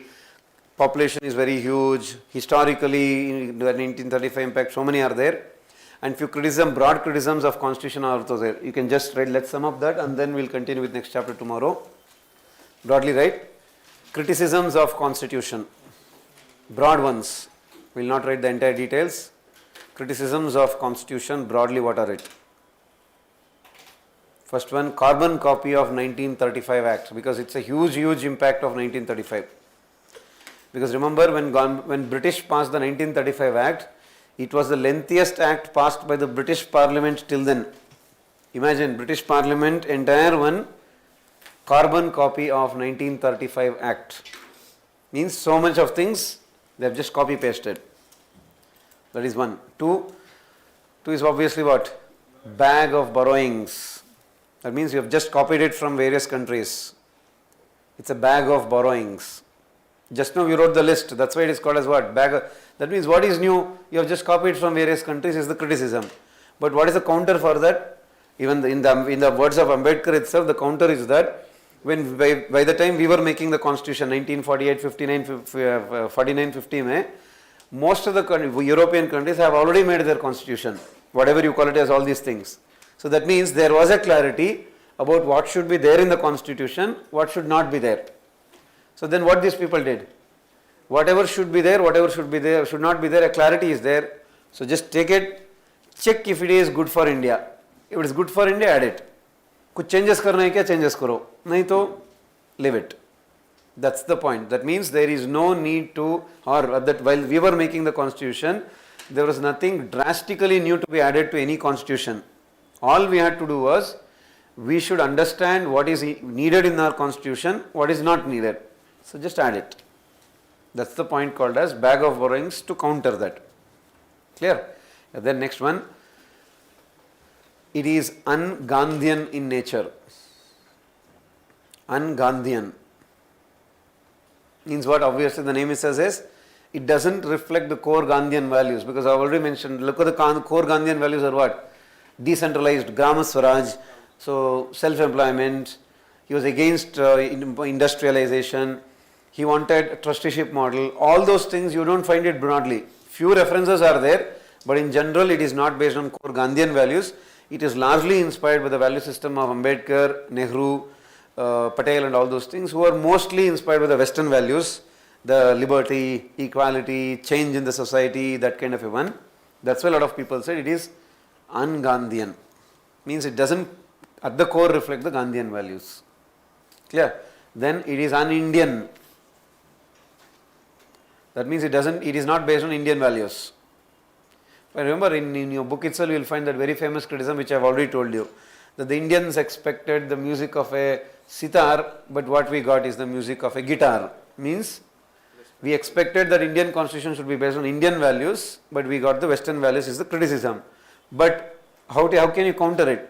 It is not based on what? Which values did you borrow from which country? It is based on, is the value good or bad? Did the value bring a positive change in society or not? And obviously those values were globally accepted values then also, even now also. The values of equality, liberty, justice, not just global values then, even today they are the globally accepted values also. Hence, it is valid, it should stay, and you should largely say, yes sir, we are not denying that the values, because most of our constitution makers, obviously where were they educated? They were all educated in Cambridge, Oxford, this, that, mostly in West educated only. Of course they are inspired by those values. And at that time West was the developed one, so we wanted to become like them or that kind of a progress. Hence inspiration is there, no doubt about it. Clear? That is another criticism. And then another one, it is paradise of lawyers. Means it is too much of in-depth, too many technical words. It's a paradise for lawyers. Means too many keywords, too many technical words. And what is the criticism is that a common man can't understand this. You need to study so much of things to understand the constitution. And in fact, remember, it is not exactly the statement, but remember the French dictator called as French ruler, Napoleon Bonaparte. He had once said that the law and the constitution should be so simple that a common man should be able to carry it in his pocket and easily understand it. Now you can't carry it first of all in the pocket also you can carry it in an app now, that's a different issue. But you can't carry it in the pocket one physically. Two, a common man cannot easily understand it also because too many technical words, too many interpretations. So hence what is the point? When you have too many interpretations, it will become a case. If it becomes a case, who is the beneficiary? Lawyer is the beneficiary. That's why it is called as lawyer's paradise. But it's a give and take, that's as I told. Like that many criticisms are there. Sir Everjunning criticized that the Indian constitution doesn't have a core set of values. It's a combination, khichdi. You have Indian values also, you have Western values also, you have Gandhian also, you have Nehru also, Ambedkar also, Patel also. It has become a khichdi. That's the criticism. But it is also a good thing because it is trying to address the diversity also. Because if it is only Western, Indians may reject it. If it is only Indian, it may not suit the modern issues. So they have tried to somehow balance it, which is a bad, which is a positive also, which is a negative also, it's a combination. Clear? So these are broadly the criticisms of constitution as a whole. Sir, what do you mean by judicial review? We'll discuss it because separate chapters are there. Fundamental rights chapter may we'll discuss. In simple words, take judicial review means judiciary will question the decisions taken by legislature and executive. That is as simple as that. Fine. Then I thought we can start with union and territories, but I think it's already done, and so many facts we wrote, so many things we discussed. Part 1 of the constitution, which deals with article 1 to article 4, that will start from tomorrow. Like for example, there is a demand to make UP into 4, as I have already told. How do you do it? There is a demand to create Vidarbha out of Maharashtra. How do you do it? There is a demand to whatever, so many, like let's say, remember that, what is his name? Sonam Wangchuk. Sonam Wangchuk had done a recently a kind of fast in kind of hunger, satyagraha, whatever you call it as in Ladakh. He wants to make Ladakh into a separate state. How do you do it? All those procedures, we'll discuss that tomorrow. Clear? Yeah. Any doubts, please ask or note down, ask tomorrow, anything is fine.